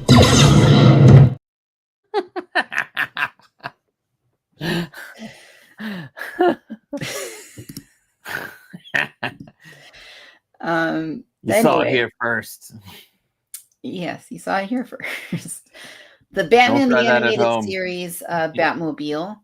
This thing looks tight. Every aspect of this is really, really cool. Victoria, I am so trying not to get this vehicle, but it is calling me every time he posts something. I have the DC Direct version, which is a 1/12 scale, so it's big. Yep. But it is not that big. It doesn't have that paint job, that blue and black paint job. I said I wouldn't even attempt it, and it's really calling to me. It really is. It is. I have that other one too, the DC Direct one, and it's amazing. The lights and everything. I know. McFarlane reissued it. And it's not quite as nice. It's nice, but it's not But this right here, this is like gorgeous. This is a gorgeous, beautiful, amazing vehicle. They engineered like perfection from TV animated series to real life. Yeah. I can't look at it. I'm gonna pre-order it, and I can't pre-order it. It's amazing. I know. Look at it. It looks like it's straight from the cartoon. Sadly, not the figure, but this looks great. Listen, July through November, you can do a payment plan. It's about like $80 a month after the down payment. So, can you imagine though, this got hit with the 145% tariff, what it would cost? Oh, it would be ridiculous. Be like $3,000. Yeah, considering, let's say it's just even half, like 145% of $750. That's insane. Positive vibes. That's not going to happen here. If you no. But yeah, it's spectacular. It really is. Oh my god! When I was watching the stream earlier, just like looking at like the way they did the paint on it with like the blue edging and like it just looks gorgeous. It's one of those things, like it's expensive, it's huge. I don't know where I would put it, and with $1,500, like that's what 5 Hot Toys maybe, or a couple of Jazz Inc. figures. So I guess it's priorities, right? It's like what's a priority, but this would be like after the 89. Like I think this would be like my next most wanted if I was going to get another 6-scale Batmobile. Yeah, I mean that's like my trifecta. The 66, the 89, and the animated series are like my favorites of Batman period in media. Right. Although I do like the Long Halloween comic, but anyway, I see it every day, and I'm so tempted, but I got to remember, I'm not, I'm not loaded, so it's like I would have to sacrifice some things, and Right. Star That's Wars what comes it first. that's what it comes down to. I'm trying to clear out I'm trying to downsize my hot toys a little bit because again, it's my collection's kind of like a museum or an art exhibit. The exhibits are changing from time to time. So I'm trying to downsize a little bit. I've actually sold maybe like 6 hot toys over the last month.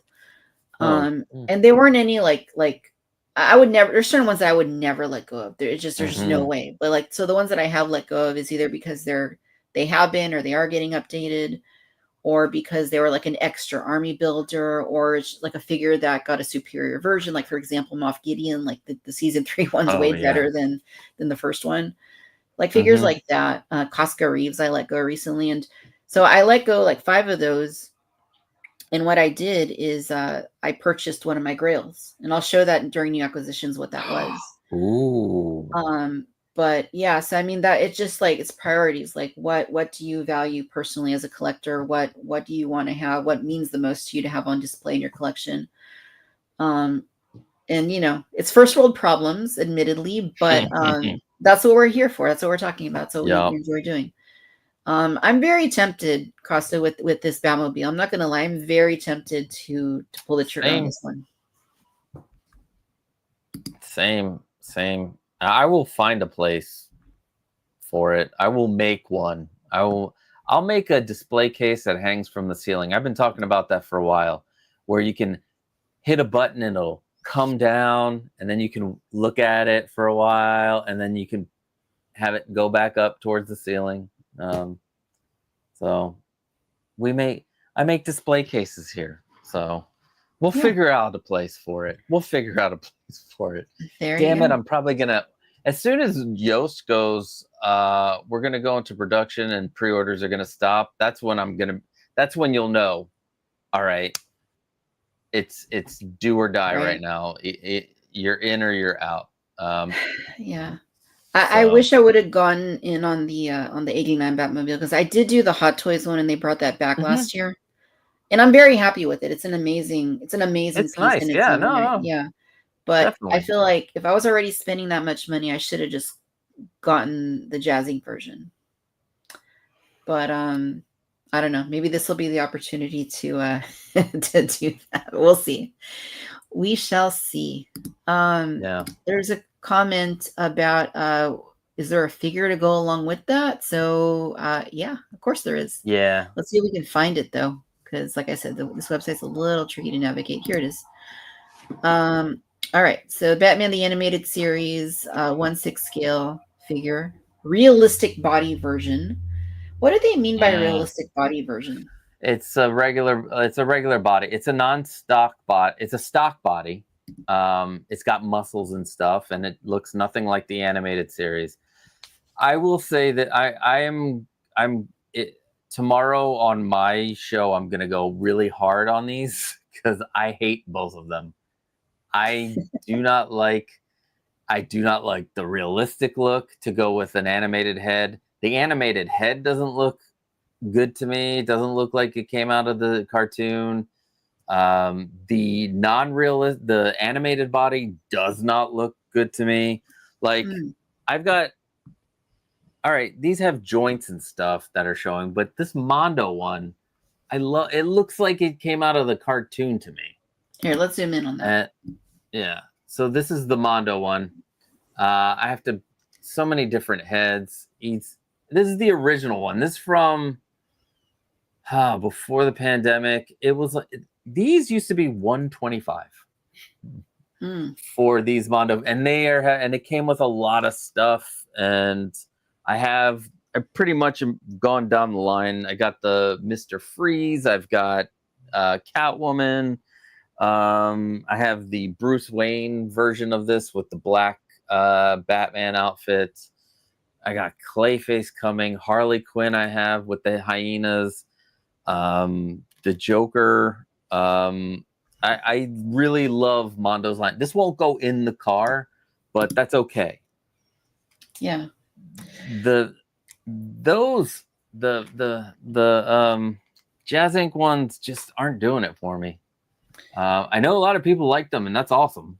But they just, it's hard to make I don't know.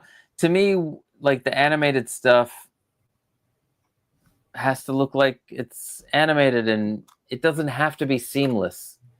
To me, it looks like this reminds me of like the Hasbro ones that I had when I was in the 90s when they came out with when Hasbro came out with their line. And I know they're like, they could be called glorified like Marvel Legends when the X-Men versions, but I do love these. And can you still get that one? That Batman? This one, no, you can't get any of the Batman. They're all sold out. But you can go on eBay. There's the newer version is a Redux, they call it, and it's a updated body. It gives a combination of accessories from this one and the black suit version. This is the exclusive version of this one had a cape that like swept out, but I didn't get it in. I wasn't into these in time for the exclusive. I was able to get this one off of Sideshow, and you can only get the exclusives from Mondo, from their site. So right on. But yeah, I think you're onto something there. Like, if this is a figure you're putting in the vehicle, it doesn't need to be. I mean, like it's closed, right? Assuming that it's closed, you're not going to see the figure. I like what they did with the 89 Batman version that sits in the car. Yeah, that's brilliant. I did, yeah, I ordered that one. Yeah, I think you're onto something there. Like that Mondo one is a good one to have like next to this Jazz Inc. Batmobile if you wanted to put him on display somewhere. Charlie says you could put it in the back seat of the car when the wife kicks you out of the house. And they're talking about she's not going to kick me out of the house, Charlie. Wait, July through that you could make a bed where you pull back the blankets and the Batmobile is there. There's plenty of display. They joke, but I was thinking that I was like, when you were talking about finding space, I was like, well, I could be like, hey, I'm bringing the Batmobile into bed, and but yeah, I get kicked out after that. You could make a display case bed. It's coming, baby. I'm gonna make display cases out of everything. Right, like the boxes for these Batmobiles, like are so big. Like you could sleep in them. You really could. I throw them away. They are gone. I don't have any boxes for these Batmobiles. I have no room. I'm in Philadelphia. We're in the our houses are not not that big. Yeah, I do feel that as well. I'm not in a huge place myself, but we always have that in the back of our heads. One day when I have that 3-story mansion with a whole floor dedicated to my display, I'll get everything in there. But yeah, I agree with you. I don't think this looks particularly great. I think it needs a little more work. Mm-hmm. I like the idea of it, the concept of it, but it definitely doesn't feel. It needs some more refinement, I think. Yeah. Let's see. There's also, I guess, last thing. I guess is the last thing is that the tumbler, camo tumbler. Camo tumbler. So that's one version you can get from the Dark Knight Rises. There's also the black one. Yeah, there's 3 versions that they have up, and might do a 4th version if this one goes well. Somebody ordered all 3 of them today. That is wild. Yeah. I'm trying to look for the. Yeah, I don't know what. I think there's a menu up at the top that says products, and then you can just click on Batman. Let's try that. Maybe I should have started there. it's hard because some of the stuff you want to click on something because it says that it's a thing, but then you click on it and it's not a thing. It's something else. Yeah, you're right though. That's definitely the place to go. Yeah, here it is. So this is I guess they're calling it the stealth tumbler, but it's just the tumbler. I think it's just the black regular tumbler. Mm-hmm. I mean, Hot Toys did this. What are your thoughts? Is this something that you feel like you need, or is it just another Batmobile? No. So the Dark Knight trilogy is way down on my list. I know, blasphemy. But for me, I'm in an age range where Keaton, I saw that as a teenager, and then Adam West as Batman with the 66 series was on reruns all the time. So I got into that as a kid, and the animated series looks gorgeous, amazing writing. And then when this came out, I like it. I do. I like the Dark Knight series, but it's not. I haven't bought anything from it. I wish there was Batman Begins is probably the one. If I'm gonna pick a favorite out of all three, I like a good origin story, and they did a great job, I think, in Batman Begins. But I don't see me getting a tumbler. But I don't ever say never. Never say never, because it might happen. But I mean, it looks fantastic, and what they're doing with this, and they have the schematics, and they're scanning every single thing in to be able to produce this so accurately. This is gonna be the most accurate tumbler with a bunch of die-cast parts to it, with a die-cast frame. So it is exciting. God, I do love Batman though too. Now you're gonna talk me into getting a tumbler, Victoria. I'm good at doing things like that. Peer pressure. But yeah, I was trying to look at this picture because I know there's a line in the movie. Batman's tells Gordon can you drive stick? But I don't even know how that really worked in this particular car. I don't think it was a stick shift. I think it was just a line.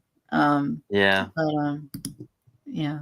Anyway, it's cool. Not for me. I didn't do the Hot Toys one. I did do I have the Bat Pod, and I like that quite a bit. But yeah. Oh, that's cool. Yeah, I like the Bat Pod too. But yeah, lots of stuff from Jazz Inc. And it doesn't matter what the company is. Please spread things out. I don't. This makes it hard as a collector, especially at this price point. We're not talking 4-inch action figures. We're talking things that are very these are luxury pieces. These are high-end collectibles. Spread them out a little bit more. All these drops are exciting. They give us a lot to talk about and think about, but spread them out. Spread them out, please. All right, so we're going to move into missing Hot Toys figures because we're bringing it back to Star Wars as we always do. And there are some very glaring omissions, I would say, from the Hot Toys Star Wars lineup that need to be made. So I picked 5. We don't have to spend a ton of time on this, but I picked 5. I know you picked. You have a list as well. Mm-hmm. So do you want to get us started with whatever's number, I guess, 5 on your list? Yeah, so number 5, it's something that another company made in 1/6 scale, but if we're talking Hot Toys, I want a fully articulated 1/6 scale Tauntaun, because I had one of those, the Kenner ones back in the day. They're one of my favorite creatures in the Star Wars universe, and why not now? 45th anniversary of Empire. Let's do it. This year, Hot Toys. Oh, is it this year? With the legs 45th? And the arms to move. Yeah, this is the 45th of Empire. Hadn't realized. I think that's a great idea. There was the Hasbro one too back in the 90s, but like that was in the 90s, right? That's not gonna fly today. Yeah, like a fully flocked Tauntaun, like Hot Toys quality Tauntaun would be, I agree, would be really cool. Would be really cool. For myself, I picked. I'm gonna try and pull up a photo of it because I honestly don't know the exact name of this particular version. I'm trying to do a spontaneous Google search of one. Okay, I think maybe this will suffice here. Let's go ahead and pull. Let's go ahead and pull this up. To me, I'm actually surprised that this has not been done. So this one comes from The Mandalorian season 3. We know that Hot Toys loves their troopers, right? And they like to make some of them as limited edition, like 3,000, which is stupid. But right here, these are the Beskar stormtroopers with the jetpacks. I don't know the technical name for them. I'm sure somebody in the chat knows. I don't know either. But I am surprised they have not yet done these. Those do look pretty cool. Yeah. I forgot about them. I mean, yeah, along with a lot of season 3, I think I've kind of haven't thought about in a while. Yeah. But yeah, I mean, I would love to see it. I would pick up at least one. I try not to army build. It's hard to do that with 6 scale. I have been known to do that though with a couple of items, like stormtroopers or 501st troopers, but I try not to do it. I try not to make a habit of it. But yeah, so I think these guys, and the vintage collection needs them too. They haven't been done in Star Wars the vintage collection yet either. But do you have a number 4 pick? Yeah, I would like I'm gonna do a combo here. Young Anakin with a pod racer. Why not? Ooh. Why not? You get a little figure with a big vehicle. It's actually the turbines would be the biggest part of the vehicle. I guess we'd go like this big. But yeah, I would love a young Anakin with so I can have Darth Vader in all of his phases. From young Anakin to episode 6, Return of the Jedi, Vader. Yeah, that'd be a cool one. It really would be neat to see them do that. Like, it would be a big piece, like you're saying.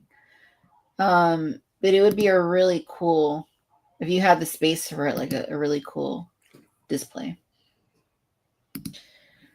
And I think just in general, like they've covered Anakin pretty well in a lot of respects, and Darth Vader in a lot of respects, but that's one iteration that nobody's touched yet at that scale. So I agree. I think that'd be cool. My number 4 pick, and I have a crazy photo that I found to share of it, is one that I know a lot of people have been asking for this, and I'm actually, again, I'm surprised they haven't done this one yet. I'm also going to go to Phantom Menace, and that is Obi-Wan Kenobi and his Jedi Padawan aesthetic. That's a great one. Yeah. It's kind of an obvious one too. Like I feel like there's got to be some reason that they haven't. I mean, I don't know. I can't. I'm done with trying to reason why Hot Toys does or doesn't do things, like especially after the last couple months. But yeah, this just feels like when they've done Qui-Gon, they've done multiple versions of Darth Maul, from that film, but still no Obi-Wan's a little curious. So I think that needs to. It probably will eventually, but I do think that is one that needs to be mentioned. Definitely. Okay. Do you have a number 3 pick? I am gonna go with gonna stick with the 45th anniversary of Empire, and we'll go with a Lobot to go with my Lando. Ooh, I didn't see that one coming. I think he would go great. Also, there's Bespin Leia I have up there, so give me the whole Bespin. Yeah. I think that would be super cool. It feels Or like he's Woodrow, what's he's his staring into name? my soul. The guy who runs with the Cantina, Woodrow. Will Hood. Will Hood, yeah. That would be another cool one if we could get. That would be cool. That would be really cool. I'd be fine with as an exclusive. You know what I'm saying? If you're gonna do an exclusive, not many people are gonna be like, yeah, let me get a Will Hood.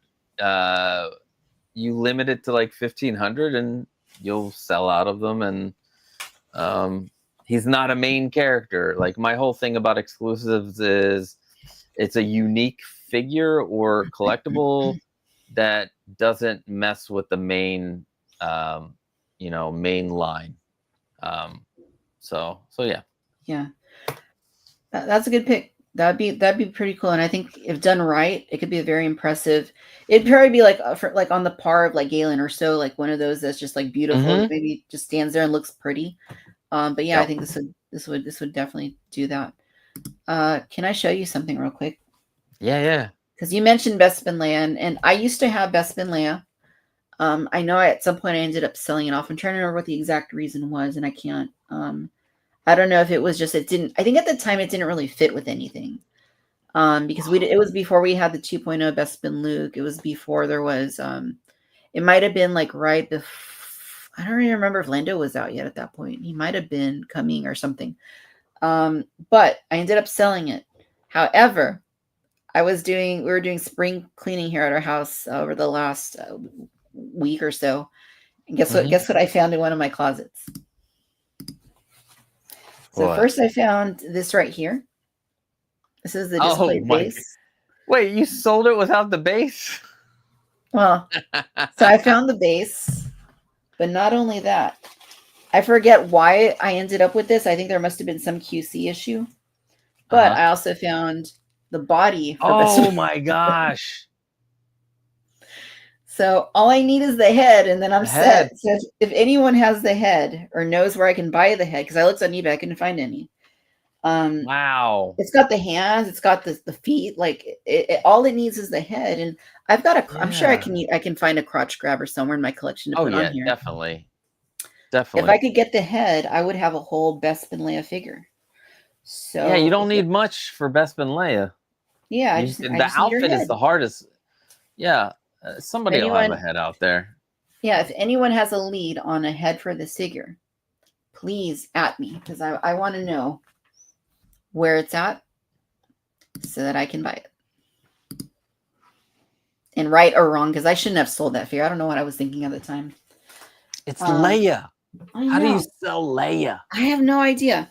I even had the hot Leia at one point, and I returned it to Sideshow because I wasn't happy with it for some reason. Oh man, I want that one.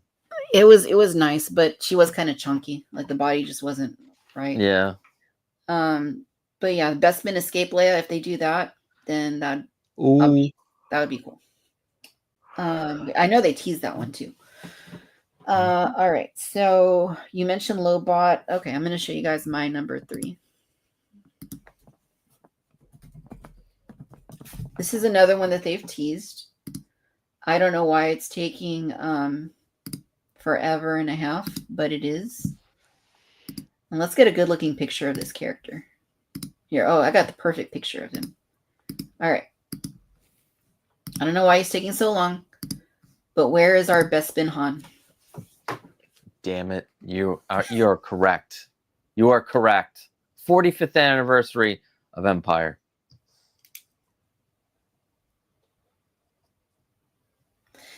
Yeah.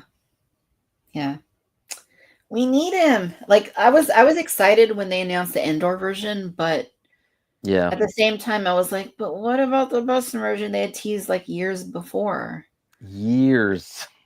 Yeah. Yeah, I don't know what's going on with it. I mean, I hope that they're not going to do like an artisan version that's like 1,500 pieces. No. That would be horrible. Shh, don't. You're going to speak it into existence. Ooh, I take it back. I I take don't, it back. like I don't want a Leia art. I don't want anything art like because I don't want it to be like limited. I don't want to be limited to not getting. Yeah. Yeah. And also anyone in the chat, like, let us know what you think's missing from the Hot Toys Star Wars lineup. But okay, I kind of want to leave this picture of Han because I'm just I'm enjoying looking at it. But do you have what's your number 2 pick? I am going to go. So I am in the process of 3D printing a 1/6 scale AT-AT head, which is like 3 feet by 3 feet by 2. It's going to be massive. Ooh. So I would want General Veers to go in there. I need to get a driver to go with them. I think that would be great. Also, another great actor who's been in a lot of things that we've watched, like Game of Thrones and Indiana Jones and the Last Crusade, and yeah. So we definitely need a General Veers. So yeah, and a new driver. So come on, Sideshow, let Hot Toys have the license for that, because I guess they let them have the license for the TIE Fighter pilot, which I was super excited about. So I jumped on that one quick. Yeah. So yeah, I'm gonna go with General Veers. Nice. I like it. I definitely like it. All right, mine for number 2. This is one, it's become controversial. It never was up until like 5 years ago. Mm-hmm. But let me go ahead and pull her up. I think it'll happen at some point. I don't know. I mean, I hope it'll happen at some point, but here's my number 2 pick.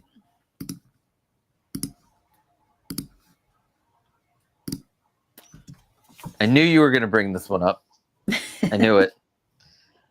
I agree. Like, I don't know. Throughout the years, I think it's just the current time, which people, I don't know who these people are who have an issue, but she was a badass in this. Like, it wasn't like, but yeah. I love what Carrie Fisher said about, like, somebody confronted her or something, and they said, like, what should I tell my daughter about you wearing this in a Star Wars movie? She said something like, well, tell her that I was kidnapped by this monster that made me wear this, and then I killed him to get revenge. Like, something along those lines. I was just like, yes, like that should be the takeaway. Like she didn't voluntarily like do this and chain herself to, like, this was like she was like kidnapped and made to do this.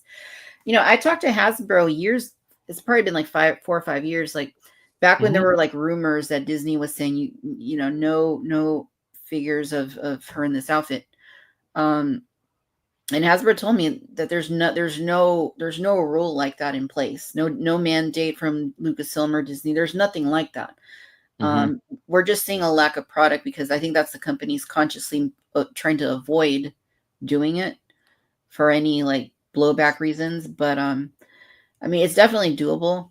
I think it would be a great one to see. I mean, it would be a centerpiece. Like it could potentially be like a centerpiece of the collection if it ever happens. And I hope it does. I really want to get her in this outfit. I know it's kind of an odd one for more reasons than that. Given the outfit, given the figure, and how those details are worked out. But I definitely want to see it. Yeah, I have a third party of this. I haven't bought the body yet for it, and I know there are guys out there that'll buy like the body with the biggest, and I don't understand. Like, I guess I don't understand kids these days, but I I wish the head sculpt on it was better. It needs a lot of work. And I know Hot Toys, they got Leia. Like, if you look at the Bespin Leia, or I also have the Endor Leia, Wicket, and like they kill the head sculpt is one of the most important parts. And I know they'll do the tailoring on the outfit. Fine, maybe that they'll be die cast, because if we're trying to make it metal. But yeah, I totally agree, and it should come with like a set of chains where you can pull them behind Jabba, so you can choke them out. Yeah, that'd be really neat. Yeah, that would be really neat. All right, so are you ready to reveal your number one pick? Yeah, because you had a couple that I had, but this last one is one that he's in Return of the Jedi, but he's also piloting you in at Galaxy's Edge and Rise of the Resistance. Nine Numb. I do like him, and for him to be at Galaxy's Edge, which I love. I go to Disney 2 or 3 times a year. I live in Pennsylvania, but I go to Florida a lot. I'm a Disney Vacation Club member, so nice. So yeah, I'm a Disney adult, people. Suck it. I'm kidding. I am too. I'm kidding. Oh yeah, that's right. I know, we talked about lightsaber building. I signed up for the week that I'm going in June. I'm gonna let my daughter build the lightsaber, even though it's mine. Oh, cool. Let's be clear, it's mine, because she hasn't actually sat down and watched the Star Wars movies yet. But she will ham it up at Galaxy's Edge and try to fight Kylo Ren, and she had to. It's crazy when she's there. She loves the Star Wars universe. She just hasn't gotten to the movies part, which is fine.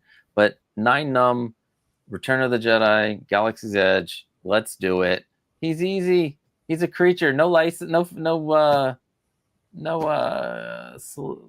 celebrity license or likeness license. Sure. Why hasn't this been made yet? Well, maybe Sideshow will do it for $280. Oh no, this is a $250 figure, if anything. Right, should be. Should be. Yeah, Nine Numb would be cool, definitely, and he has made multiple appearances now at this point. Yep. Across Star Wars media.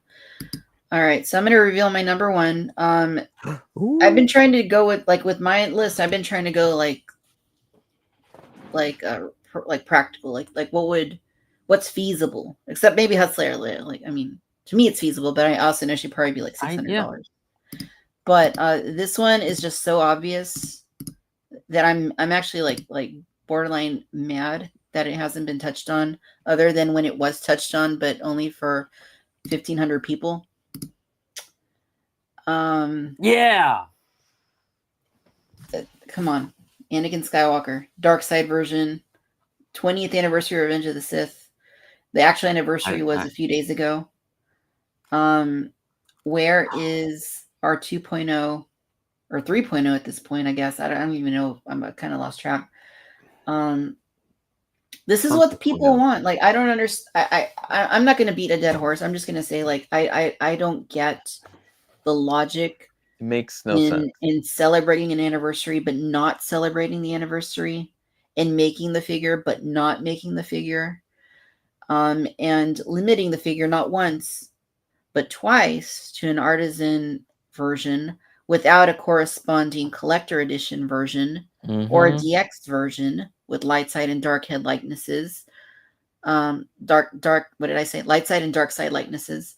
I don't get it. To me, it's just so obvious. It's like it's the lowest hanging fruit I could possibly imagine right now for Hot Toys and Star Wars. So I don't know what the rhyme or reason is to them not doing it, but this is what I feel like would be the most obvious number one for me. Yeah, and especially how they taunt you in the description of the figure, saying that this is the most spectacular figure of Revenge of the Sith that you need in your collection. It is a must for any Star Wars collection. Yes, it is. Let us have it. Give us the sculpted one. I don't, I'm not going to spend $1,100 on the artisan Sith Lord Vader. That's why I bought these eyes. So they go on my this artisan one, which they're very teeny tiny. I don't even know if they're little itty bitty OT customs. I don't even see. They look good in the back. Anyway, We get the idea. Yeah. You don't this is I don't get it. Like, how is it that the Black Widow figure gets an allotment of 4,000 for the regular and 2,000 for the like the DX, you get a little extra Iron Man arm with the artisan Black Widow. How can you do 6,000 of that figure, but you can't do like 4,000 or 5,000 of this figure, which they'll sell out of those not as quickly as the 3,000 or the 2,500 of the second version, the dark side version. I don't get it. I don't get it either. I mean, it makes no sense. The people want it. They saw the secondary market on that dark side Anakin up there. I have dark side Anakin, the original, but like, I don't know. You're right. I don't know. Come on, Hot Toys. Yeah. Here. Personal appeal. Howard. Come on, man. What are you doing? Give the people what they want. You have the power. You have the control. Do it. 100%. Do it. If don't take it from me. Take it from the guy in charge of Anakin. Do it.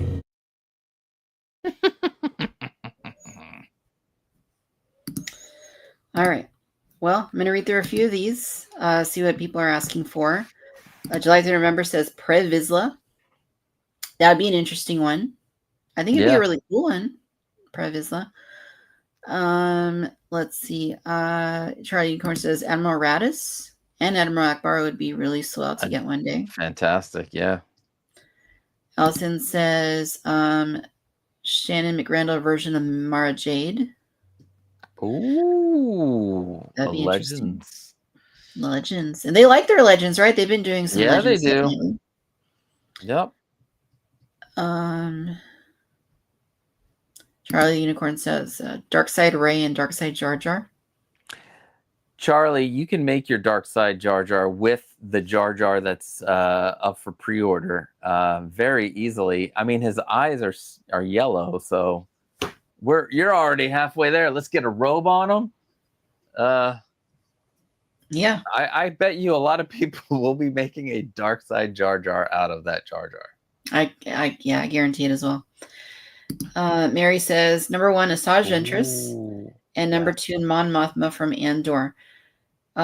Excellent picks. You know, I was trying to think about Andor when I was making my list, but I felt like I couldn't do it because the list got too big. Like there were just so many. Like I'd love to see so many from that show, like Hot Toys versions. There's just so many great characters that I'd love to have, but they're not really. I'm not touching that one. I forgot about Amidala, Queen Amidala version. Oh yeah, Son Queen of a gun. Sure. Yes. Let's see. Charlie says, get someone to do a root head for you, like Tina. Oh yeah. She does good work. She does really good work. Yeah. Charlie also says 41st Scout Battalion Troopers, Dr. Afra, Cal Kestis, Dark Talent, and Wampa. Wampa would be cool. Wampa would be awesome, especially if they do one where you could have the arm come off. And Dr. Afra, if we got 000 and BT1, they gotta make a Dr. Afra, please. would be neat. July through November says Hot Toys X-Wing. Huge. That would be massive. That would be huge. Yeah.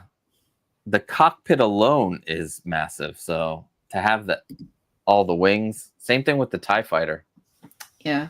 Whew.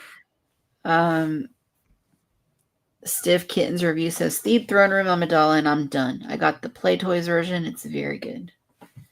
Nice. It does look very nice. It does look, the Play Toys version looks very, very nice. When are we getting Hoth, Luke, and Han? I don't know. It's the 45th anniversary. Let's do it this week. We can't even get 20th Revenge of the Sith like main characters. Like I don't know if we're gonna go. You're right. That deep right now for Empire. Anyway, I guess that'll wrap that up right there. So you guys, we've made it to the end of the show in our final segment of the night. And yeah, I'm ready to talk about brand new things that I've added to my collection and that you guys have added to your collections. So we are going to get into new acquisitions. New acquisitions. Costa, would you like to go first? Sure, I have a couple. We already saw this guy. Yes. But I scored this from Aries. Oh wow. Yeah. I felt so bad because I love Aries. and I'm like, why are you getting rid of your Han Solo? But I love this thing. Then nice. This is a lot of people talking about the hair and this and that. It's not, I think it looks like the hair is fantastic. Personally, although I might keep them in this container only because if I get that Futurama look where the head is in a jar, which is, let's see, I forgot that the new smell. Oh, I love that. But yeah, it comes in a little jar. But I mean, I think it is just fabulous. That looks dandy. Yeah. And I can run my fingers through his hair. Look. Anakin, why? Yeah, congrats on that. That's a great one. I mean, that's a lot of people want that one, so it's great that you have it. Yeah, I got lucky on the day that it went on pre-order, and just the luck of the draw. A year and a half ago now. Really, that long? Wow. Yeah, it was October of 23. Jeez. Well worth it. It's here. I was worried I was gonna get one without like something wrong with the head sculpt, because of the Joker stuff, and I know the percentages are very low on the QC issues. It's just when somebody shows something, it gets blown out of proportion online, and oh yeah, easily. Everyone's like, "Oh no, this is it's trash, guys. It's trash," but it's not. It's not at all. I wish it was leather, but I'm lucky enough I don't live in a climate where the pleather really gets affected. Sure.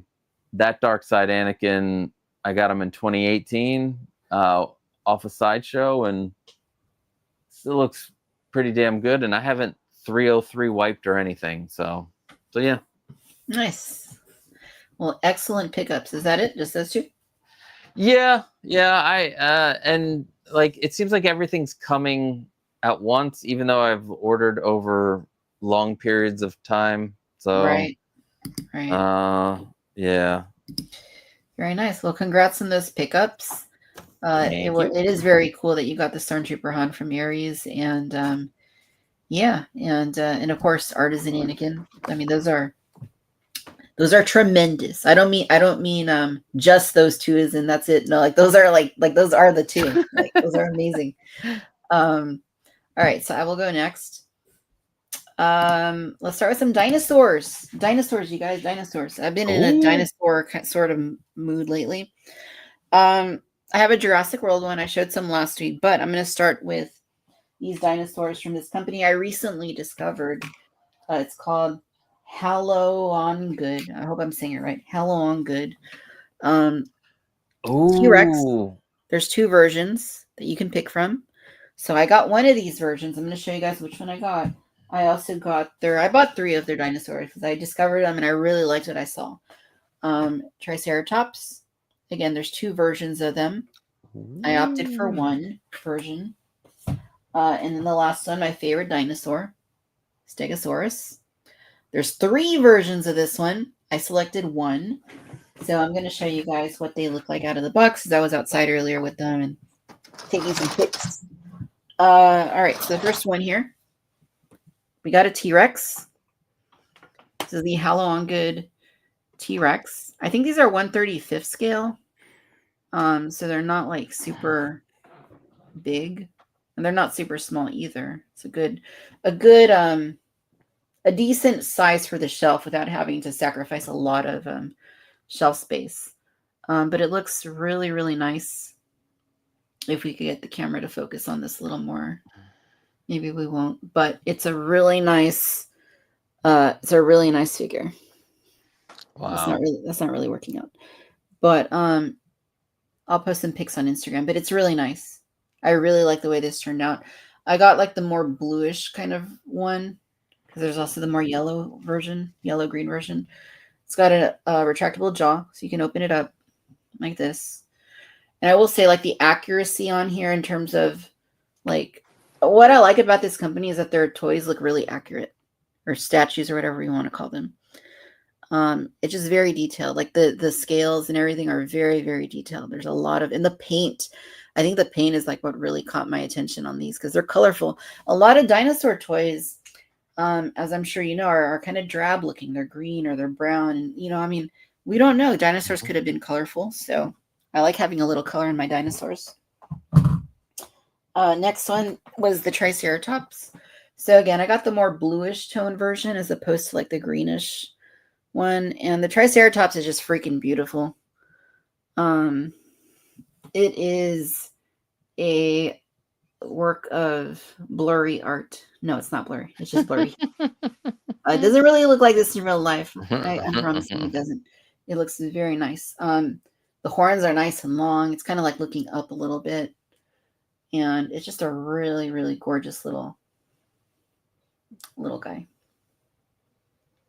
I love it. I love it. It's hefty.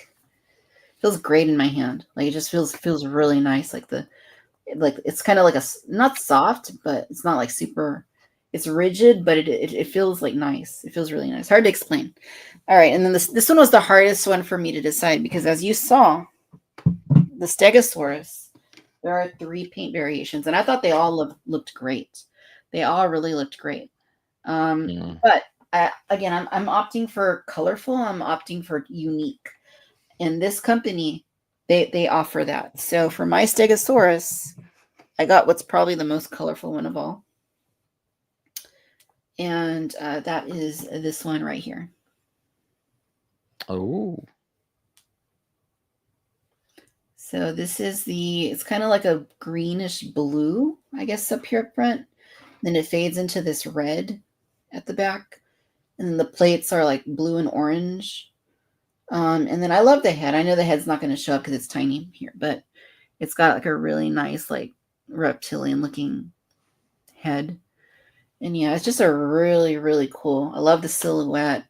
This one has a hard time standing, I will say. Like when I put it, I was trying to take pictures of it outside earlier and it kept falling over.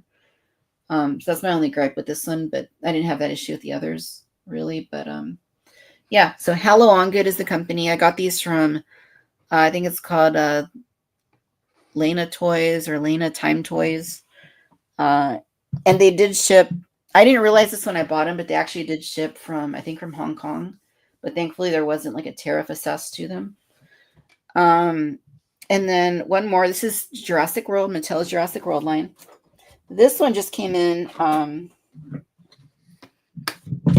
This one has a story. I ordered this one on Walmart.com a couple mornings ago. A few hours later, it was delivered while I was at work.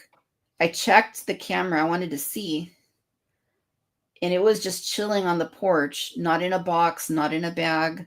It was just chilling, just like this on my doorstep. Oh my God. I know, with the sticker right here on the side. But yeah, so this is the Spinosaurus. This is one of the new big dinosaur toys for Jurassic World Rebirth. It's called the Tail Thrasher Spinosaurus. And yeah, it's going to be one of the big play feature dinosaurs for the new movie toy line. So it has like a button here on the back, and you press it once and it does this. Ooh. Like that. It is cool. Kind of slow, but it says on the box, if you press it rapidly 3 times, instead it'll do this.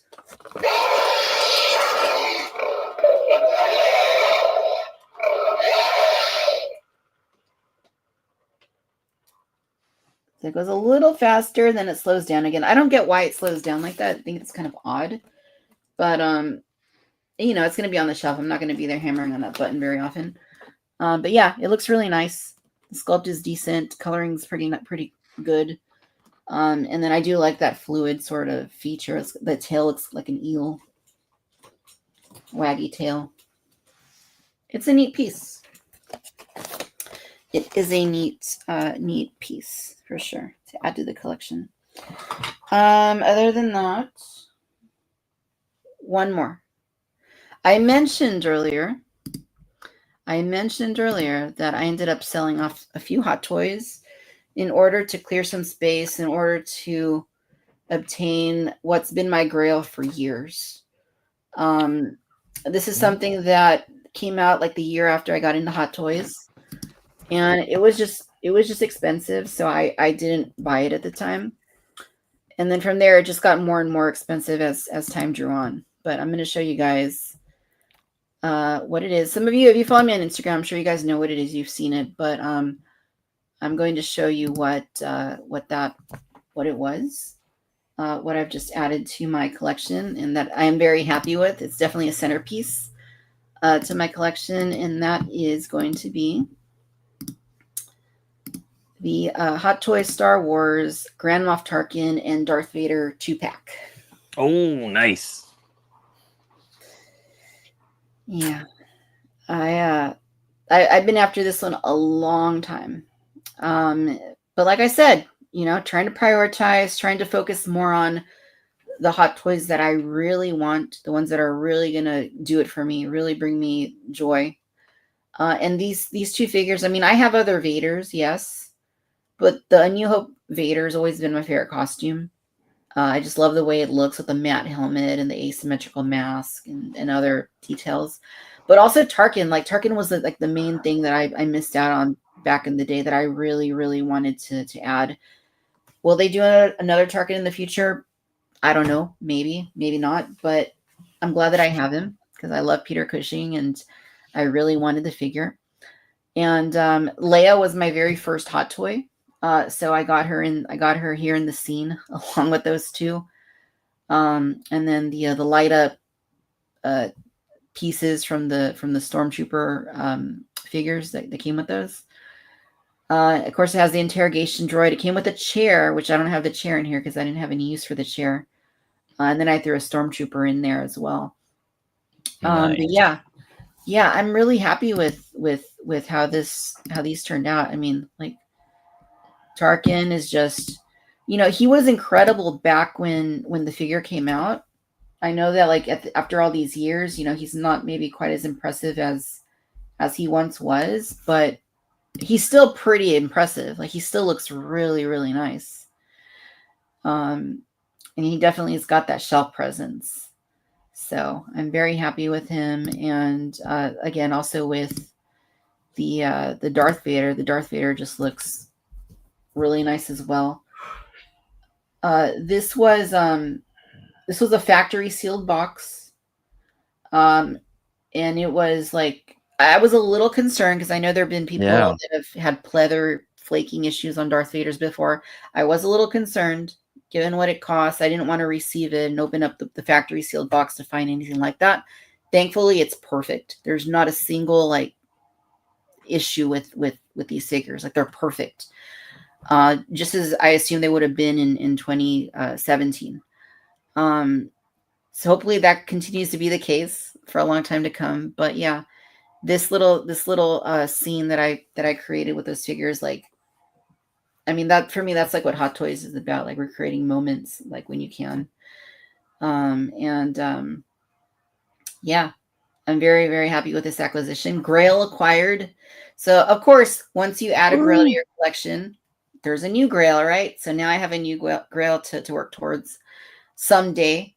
I know what it is. I'm not going to say what it is, but now I have a new Grail in mind that I hope to acquire at some point. But yeah, this has filled a gap in my collection that I've been wanting to fill for many years, and to finally have that closed, and have such a cool little display, like, makes me very, very, very happy as a collector. That is great. I have that set in a box right over there. It's been sitting there for years. One day when I finish up all these cases in here, I will I'll get them out. But somebody was saying that you should get a 3D printer because you could make stuff like this. Yeah. Or this. Or you were working on those. Or a small version of this. Yeah, the computer. Yeah, I still got to sand these. They're actually gonna. I'm making a Death Star hallway case, and these little pieces are gonna go here, one on each side with the computer in the middle. But yeah, you should get a 3D printer, Victoria. It's fun. You can also make stuff for around the house. It's crazy what you can do with a 3D printer. I have no place to put a 3D printer in my house. Neither do I. It's on this little couch that I have in this little bedroom. It's a bedroom office. So I move it from table to couch when I need to use it. It's so much fun. I need to get a bigger place. Yeah, I would love to do that too. Very hard to do in SoCal though, with what things cost. I bet. But I bet. But yeah, hey, who knows? Maybe one day. But yeah, we are getting a 3D printer at work. So that's I'm just thinking about it. But all right, let's see what the audience has gotten. New acquisitions, absolutely. Jeffrey says that he got the Howler with Sabine and Anakin 3-pack from Hasbro. Oh, nice. Very nice. I think my Anakin set is en route as we speak. Jeffrey got the Spider Punk Hot Toys and Archangel Marvel Legends. Amazing. Nice. Amazing. Adam got the Black Series Jod Nawood and Sebulba and the Journey of Anakin TVC sets. Mary got Friday the 13th, Ultimate Pamela Voorhees and Ben Cooper Wolfman and Metaluna Mutant. Very nice. Wow, those are some pickups.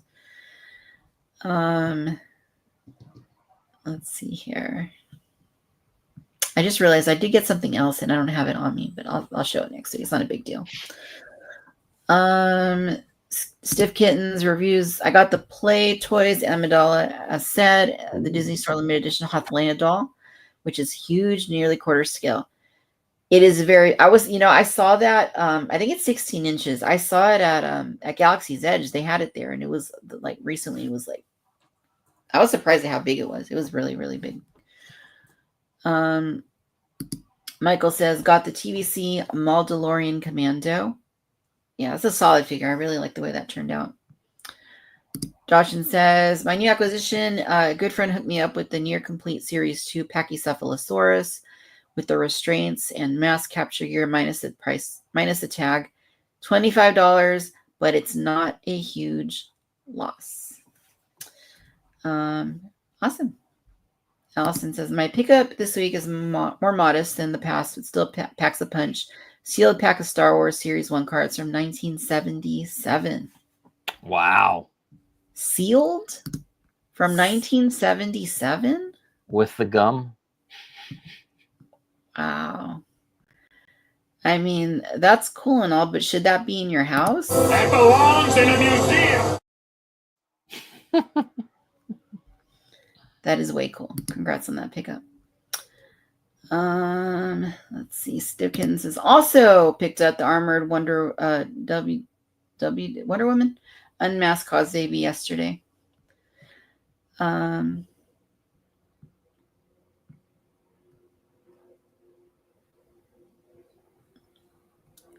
see here. Mary, saw your girl on Instagram. So happy for you. Thank you, Mary. Appreciate that. I knew it was going to be Tarkin. How did you know it was going to be Tarkin? Let's see. Wasn't this one of the best recreations of the Vader costume? I think it was. I think they did a really nice job with it. I mean, there are differences across the different films and series and stuff. Does Tarkin emit a foul stench?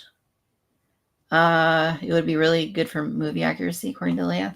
I will say that they smell like brand new Hot Toys, plastic goodness. Like there's, as given the age, like they actually like it, they look and feel like they were off the assembly line. Like they're very, very well preserved. I got lucky. I'm very happy with that. He should have come with fuzzy slippers. That would have been a nice little bonus. That would have been cool. Yeah. Stick Kittens got RoboCop same time as Vader, so that was my grail, but I actually prefer the battle damage Robo. That's probably my grail. There's a third party Murphy coming. Okay. Nice. I like the RoboCop. I hadn't seen it in full until maybe like within the last 6 months or so. I finally like watched the whole thing. It was all right. Well, I was an 11-year-old where my godfather, I was visiting him in New York, and my parents just like dropped me off, and he's like, "You want to go see a movie?" I was like, "Sure." And then he took me to RoboCop, which is a rated R movie, and I'm like, "This is the best thing ever." Nice. July through November, you can 3D print a place to put a 3D printer. You can. That is facts right there. You can build a bigger house with the 3D printer. RK Maroon says, I finished building a new display case frame, about all I got this week. Dodson is closing the soda fountain, so I guess last call was made for the sodas. Thank you, Dodson. We appreciate you tending the soda fountain. Charlie says, Victoria and Costa, great show tonight. Thank you very much, Charlie. Thank you. And Stiffkins, Tarkin is pretty much the Star Wars Grail up until Artisan Anakin, I think. I like your thinking. Well, cool. We have been going for quite some time, so I think we're going to end it here. Costa, thank you so much for coming on and hanging out. Cantina Social Hour tonight. It's been a blast. I really enjoyed having you on. Thanks again for holding it down while I was in the world between worlds. Appreciate it. And yeah, it's been awesome. Yeah, thank you for having me on. I had a ton of fun. Yeah, I love talking toys. So I could talk for hours. And I did, but more hours. I could go beyond this. And right. My wife would probably be happy that I'm not talking toys and Disney to her, because I think she's had enough of it, for at least for the last couple of days. Because that trip coming up, I'm just like, guess what they did at Epic Universe? There's not a lot of people in the parks in the last couple of days. I don't even know what's going on. And then she's like, can we hold it back? I want to be excited. This is like, I already went through the trip. the way you I'm talking about. But I get excited about going down there. So. Sure. Yeah, I mean, I get excited for Disneyland, and I try to go at least once a month. But I still get very excited every time. Yeah. Epic Universe looks like it's on another level. Like, it looks amazing. Yeah, I'm excited about that. The only reason why we're going there is because my 10-year-old, she's out of all the kids, she's the only one coming with us, and she loves Harry Potter and How to Train Your Dragon, and I was like, we'll have to find a day. We'll twist my arm. We'll find a day. We'll go, because we were gonna wait till next year because of just opening up and stuff. But yeah, I'm excited for it, especially Nintendo Land. Gonna get the band and do the thing. I know you guys have a Nintendo Land out there, so at the Universal Studios. Yeah, I haven't Hollywood. been to Universal in years. I need to do that. Just, yeah, I'm a Disney nerd, but I'm not. I need to go to Universal. I haven't been there since like 2018, so I need to make my way back. Yeah. But yeah, well, can you let us know where our audience can go look you up online? Yeah, my YouTube channel is Pop Culture Living Room, so you can search for it. Links in the description below. Tomorrow I do a Saturday live stream, which is a mix of talking about toys and collectibles, and then the second half is building display cases. We've gotten into 3D printing now, so doing dioramas for your display cases, and I answer questions because I have a video on how to customize a garage shelf that it's very popular. Let's just say it's very popular. So yeah. So tomorrow's going to be at 2:00. I'm also on Layel on Sunday at noon, and then Brother Cousins on Thursdays at 8. So yeah, that's my socials. Awesome, love it. Well, thanks for sharing that. And thanks again for coming on, and everyone in the audience. Adam, our moderator, thank you so much. We really appreciate everybody. Thank you so much for being here with us on your Friday night. And yeah, What? Costa Cases. I did married. Yes. You guys, genuinely, thank you very much. No matter where you're tuning from out in the galaxy, thank you for watching Cantina Social Hour. Be well, be safe. May the Force be with you. Have a great Memorial Day weekend. Be safe. Be well. Spread kindness. Spread love. And we will catch you on the next Cantina Social Hour, everybody. Yeah. Bye. Thanks, everyone. Bye. Thank you very